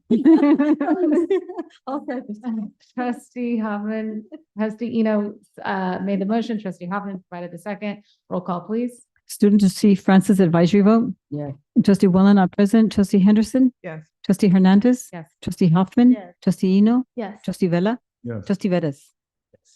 May I have a motion and second on item CC7? So moved. Trustee Hoffman made the motion. Second. Trustee Eno provided the second. Roll call, please. Student trustee Francis advisory vote. Yes. Trustee Boulna not present. Trustee Henderson. Yes. Trustee Hernandez. Yes. Trustee Hoffman. Trustee Eno. Yes. Trustee Vella. Trustee Vettis. Yes. May I have a motion and a second on item CC 8? So moved. Trustee Eno made the motion. Second. Trustee Francis provided the second. Roll call, please. Student trustee Francis advisory vote. Yes. Trustee Boulna not present. Trustee Henderson. Yes. Trustee Hernandez. Yes. Trustee Hoffman. Yes. Trustee Eno. Yes. Trustee Vella. Trustee Vettis. Yes. May I have a motion and a second on item CC 9? So moved. Trustee Hoffman made the motion. And Second. trustee Vera provided the second. Roll call, please. Student trustee Francis advisory vote. Yes. Trustee Boulna not present. Trustee Henderson. Yes. Trustee Hernandez. Yes. Trustee Hoffman. Trustee Eno. Yes. Trustee Vella. Trustee Vettis. May I have a motion and a second on item CC 10? So moved. Trustee Hoffman made the motion. Second. Trustee Vera provided the second. Roll call, please. Student trustee Francis advisory vote. Yes. Trustee Boulna not present. Trustee Henderson. Yes. Trustee Hernandez. Yes. Trustee Hoffman. Yes. Trustee Eno. Yes. Trustee Vella. Trustee Vettis. Yes. May I have a motion and a second on item CC 11? So moved. Trustee Hoffman made the motion. Trustee Vera provided the second. Roll call, please. Student trustee Francis advisory vote. Yes. Trustee Boulna not present. Trustee Hernandez. Yes. Trustee Henderson. Yes. Trustee Hoffman. Yes. Trustee Eno. Yes. Trustee Vella. Yes. Trustee Vettis. Thank you. On to matters requiring a supermajority vote. DD 1 through DD 2. May I have a motion and a second on item DD 1? So moved. Trustee Eno made the motion Second. and trustee Francis provided the second. Any discussion? Roll call, please. Student trustee Francis advisory vote. Yes. Trustee Boulna not present. Trustee Henderson. Yes. Trustee Hernandez. Yes. Trustee Hoffman. Yes. Trustee Eno. Yes. Trustee Vella. Yes. Trustee Vettis. May I have a motion and a second on item DD 2? Move to approve. Trustee Hoffman made the motion. Trustee Vera provided the second. Any discussion? Roll call, please. Student trustee Francis advisory vote. Yes. Trustee Boulna not present. Trustee Henderson. Yes. Trustee Hernandez. Yes. Trustee Hoffman. Trustee Eno. Yes. Trustee Vella. Yes. Trustee Vettis. Yes. Okay, on to notice reports and informatives. Board members, there are 3 notices, 9 notices, and 1 informative. No action is required at this time. Would any of my colleagues like to make any announcements or indicate future proposed actions? Yes, trustee Hoffman? Thank you. And I was trying to figure out when to squeeze this in. I just want to say this past weekend has been particularly violent with the shootings at Brown University, with the events at Bondi Beach, and the murders of Rob Reiner and his wife. And it's just been a horrible time for violence and terrible things. And I felt really strongly about sending out an email, which I did to the LACCD family as a Jewish elected official. And I want to just thank all the faculty, the staff, and the students who responded to me. And I promised a faculty member that I would read a statement that she emailed to me. I don't know if she wants her name disclosed, but she's a faculty member at Pierce College. And she actually said, Trustee Hoffman, can you resend your email with this statement? And I said, I agree with you about the statement, which I'm going to read in a minute, but I don't think everybody now wants to get another email from me.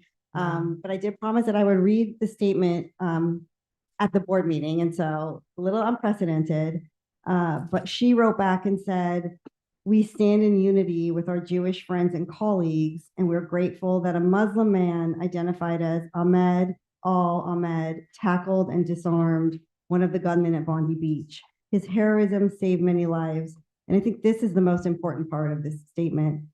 She says, "It's important to note that each group of human beings has good and bad people. And Ahmed Al-Ahmed shows that anti-Semitism is wrong, and so is Islamophobia." And I think we can apply that to pretty much every situation when there's a a hate crime or an event. And so I just want to thank the faculty member for sending this to me. And I think we can all agree. And if we could take just like a little moment of silence, is that appropriate? Just for all the violence that happened this past weekend and as we head into the holiday season? Moment Thank of you. silence. Okay,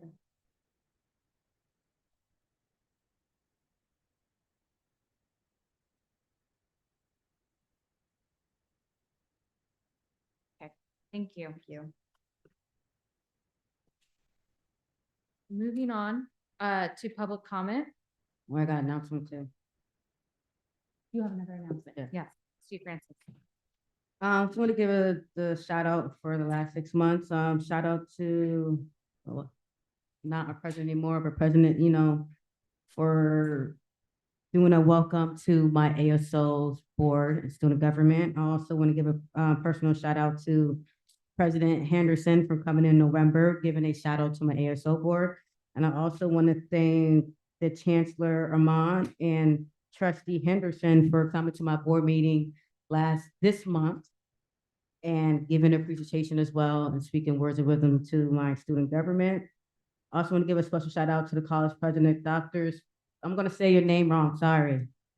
Arminda,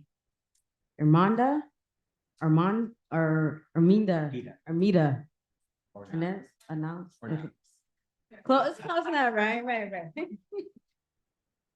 So, Amidas, that's Armida, Arnellis. Okay, give me some grace. Yeah.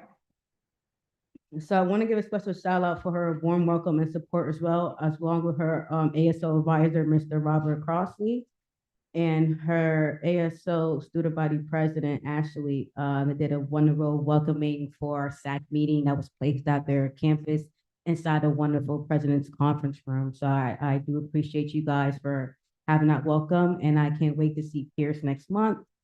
And I can't wait to have excited to see who the next board of trustee will be there. So thank you. Can I make one more? You weren't here at the last board meeting, Trustee Francis, and I did make a comment, and I thanked you for all of your support when we were in New Orleans and how you came to the board meeting where I was sworn in for the ACCT board and really you were very present and engaged and you supported me, and I thanked you publicly here, but now that you're here, I just wanted to say that. Thank you. Great. All right. Any other? No. Okay. Public comment. The First Amendment and the Brown Act guarantee a member of the public the right to criticize a public employee or public official in the performance of their duties. However, speakers are encouraged to focus their comments on issues relevant to the conduct of the public's business rather than on private or unrelated matters. Speakers are reminded that the Brown Act and First Amendment do not protect defamatory statements made which may subject a speaker to personal liability. Are there any members of the public signed up to address the board regarding matters not on the agenda? And I believe we have Nathan Lewis.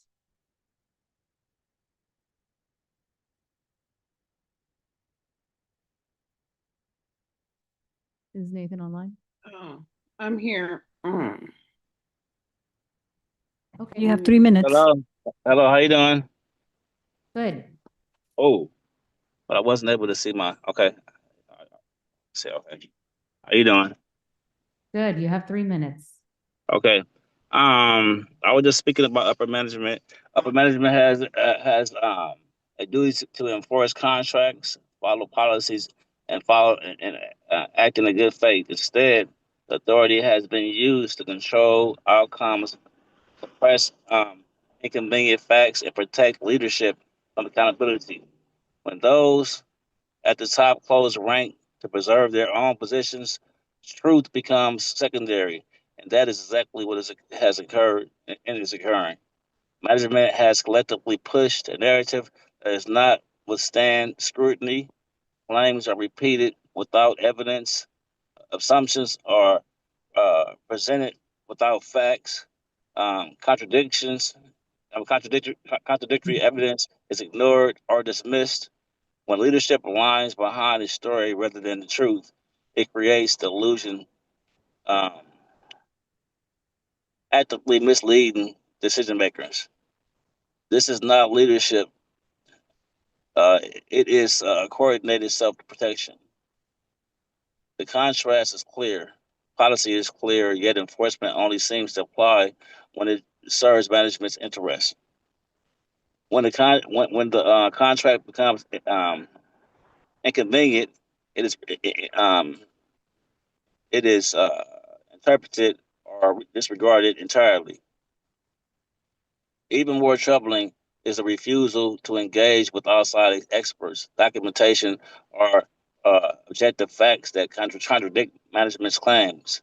When evidence challenges the narrative, it is not investigated, it is pushed aside.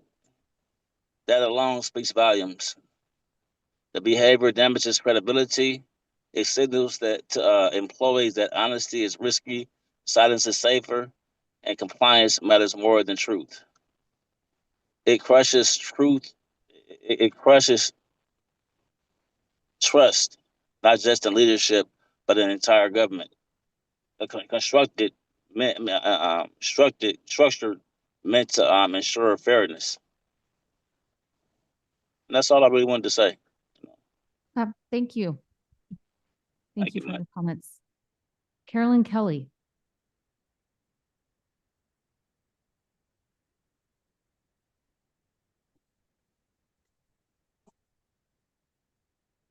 She's not online. She's not online. Okay. Do we have Dr. Joe Tavares? Yes, I'm here.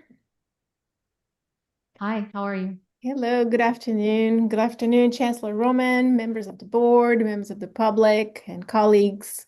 Congratulations, President Hernandez, on your new role, and thank you, Trustee Eno, for your service. My name is Jill Tavares. I am the director of the California Center for Climate Change Education at West Los Angeles College.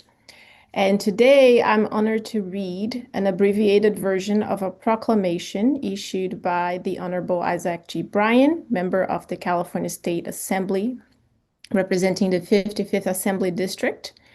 This resolution formally commends President James Limbaugh for his extraordinary leadership, service, and lasting contributions to West Los Angeles College, the Los Angeles Community College District, and the state of California. So I'll read the resolution now. Whereas Dr. James M. Limbaugh has announced his retirement after 9 distinguished years as president of West Los Angeles College and is worthy of the highest praise for a career defined by integrity, service, and transformational leadership. And whereas since October 1st, 2016, Dr. Limbaugh has served as the 9th and longest serving president of West Los Angeles College, dedicating nearly a decade of expanding educational access, strengthening academic quality, and advancing student success. And whereas bringing experience from both 2-year and 4-year institutions, including service as Chancellor of Montana State University Northern and interim president of Oxnard College, Dr. Limbaugh led with a broad and inclusive vision for higher education. And whereas under his leadership, West Los Angeles College achieved national distinction by creating the Community College degree in Climate Change Studies and establishing the California Center for Climate Change Education, positioning the college as a leader in climate education and workforce development while earning recognition from leading national institutions. And whereas Dr. Limbaugh has guided the expansion of baccalaureate pathways, including the Bachelors of Science in Aviation Maintenance and Dental Hygiene, now the most successful in the state, and led the college to recognition as an Aspen Institute top 150 institution. And whereas understanding that student achievement depends on meeting basic needs, Dr. Limbaugh and his wife founded the West Los Angeles College Food Pantry and the West Wardrobe, creating lasting systems of care and support for students. Resolved by Assemblymember Isaac G. Bryan that the California State Assembly hereby commends Dr. James Limbaugh for his extraordinary leadership and service to West Los Angeles College, the Los Angeles Community College District, and the state of California, and extends its deepest appreciation for his lasting contributions to higher education, climate leadership, and student success. On behalf of the Climate Center team, I would like to publicly thank Dr. Limbaugh for his support for the climate action cause, and I would like to extend the appreciation to the Board of Trustees for all the work that has been put into making this initiative the success that it is. Thank you. Thank you. Next, we have Angela Johnson. Hi, I'm here. Thank you. Hi. Thank you so much. Good afternoon to you all, and thank you, trustees, for your time today. I've been here many times for the past couple of semesters, so I'm just going to get straight to the point. I hope I'm not too abrupt or abrasive, but I'm just going to say that from what we've been through at the journalism department at LACC, taking away 10 things from the journalism program, including higher education opportunities and scholarship opportunities for students, and then turn around with the other hand and give back 2 things does not make us even. That does not repair the harm that has been done to the LACC journalism program and student journalists. First, the Visual and Media Arts Department tried to completely dismantle the program. And while the college administration, in my opinion, looked the other way. This program could have been destroyed, but we kept fighting. We continue to fight.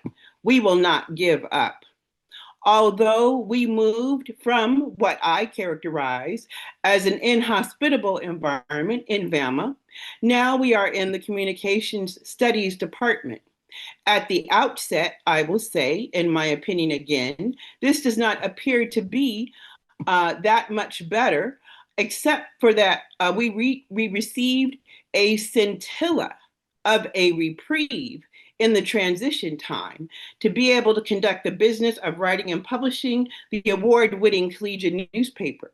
We did get back the Collegiate Times Magazine for spring 2026. Thank you, and I'm very happy about that. But I want you to look at how many times me and my fellow students and Professor Guest had to come down to the district and cry foul to get it back. So what do I want now? I want to get back the public relations course that used to be in the journalism program at LACC. I want to know where the $30,000 or is it $12,000 that was not spent to publish the Collegiate Times Magazine when they took it away. Where is that money? I want to know where it is. I want to know also that the new instructor, whoever it is, who is hired to teach some programs, teach some classes in the journalism program. I want to know that that individual is qualified with the proper degrees. I want to know they're vetted, and I want to know that they're not just passing time and taking up space until their next big opportunity comes along. That is a thing, you know. I want us to have the same respect, support, and resources that ELAC Valley College and Pierce College journalism programs have. Your time's up. Thank you. Thank you.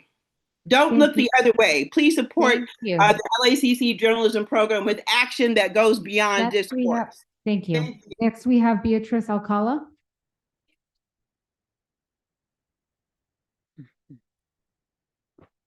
She's not online. She's not online. Okay. Marianne Galindo.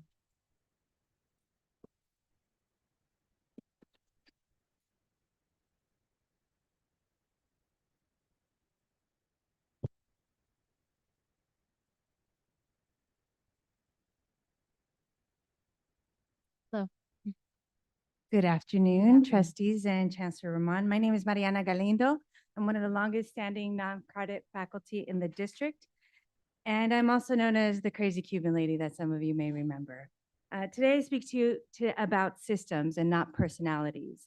However, make no mistake, I'm actually talking through you to the 9 presidents and the CIOs in this room. I want you to imagine a coastal town where the economy depends on a lighthouse. The lighthouse doesn't serve luxury cruise ships. It exists for small fishing boats, old vessels, and sailors navigating unfamiliar waters at night. Over decades, the lighthouse quietly does its job. It prevents shipwrecks. It saves lives. It guides boats safely into the harbor so that they can eventually become part of the larger maritime economy. The people who staff the lighthouse know the tides, the rocks, and the currents. Their work is not glamorous, but without it, ships do not make it to the port. One year, the town realizes the lighthouse works so well that the harbor thrives. Trade increases, revenue grows. More are arriving safely on the harbor, and the harbor is busier than ever. Instead of investing in the lighthouse, the town decides to redirect the surplus funds generated by increased trade. Funds go to new projects elsewhere, and they decide to lease expensive real estate to dock experimental vessels, redirect positions for favored personnel officials who never directly worked in the lighthouse. They remove core functions, putting them in other department offices where sailors would never think to look. They cut funds meant to build and sustain the work while telling the lighthouse keepers, be flexible, winter's coming. Everyone has to sacrifice. Eventually, the ships start wrecking again, not immediately, but predictably. When inspectors arrive and ask why the safety standards and regulatory codes are failing, responsibility is pushed downward, even through warning signs that came early from the front line. That lighthouse is non-credit. In a world where the government strikes suspected smuggling boats near Venezuela, that lighthouse stands as a guidance for safe passage, protecting innocent tugboats from crossfire of politics and war. Before there were green whistles in Chicago to prevent violence, non-credit faculty have been the green whistles on the front line here in LACCD. Non-credit faculty intervene early, we prevent harm, we guide students who are navigating poverty, trauma, language barriers, and disrupted lives towards safe passage that works to protect the entire LACCD system. Here is the systematic question before us. How is it that a district of 9 colleges, the largest in California, ranks 4th in the non-credit FTES, outperformed by 3 single college districts? There's not a talent problem, there's a capacity and structure problem. And I invite you to be our partners in the new year to fix it. Thank you for listening. Thank you.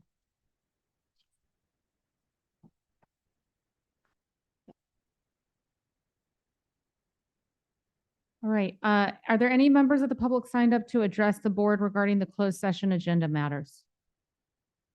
No, okay. The board will now recess to closed session in accordance with the Ralph M. Brown Act, Government Code Sections 54950, and the Education Code to discuss matters on the posted closed session agenda pursuant to Government Code Section 54954.5. Are there any objections? Hearing none, the meeting will now recess.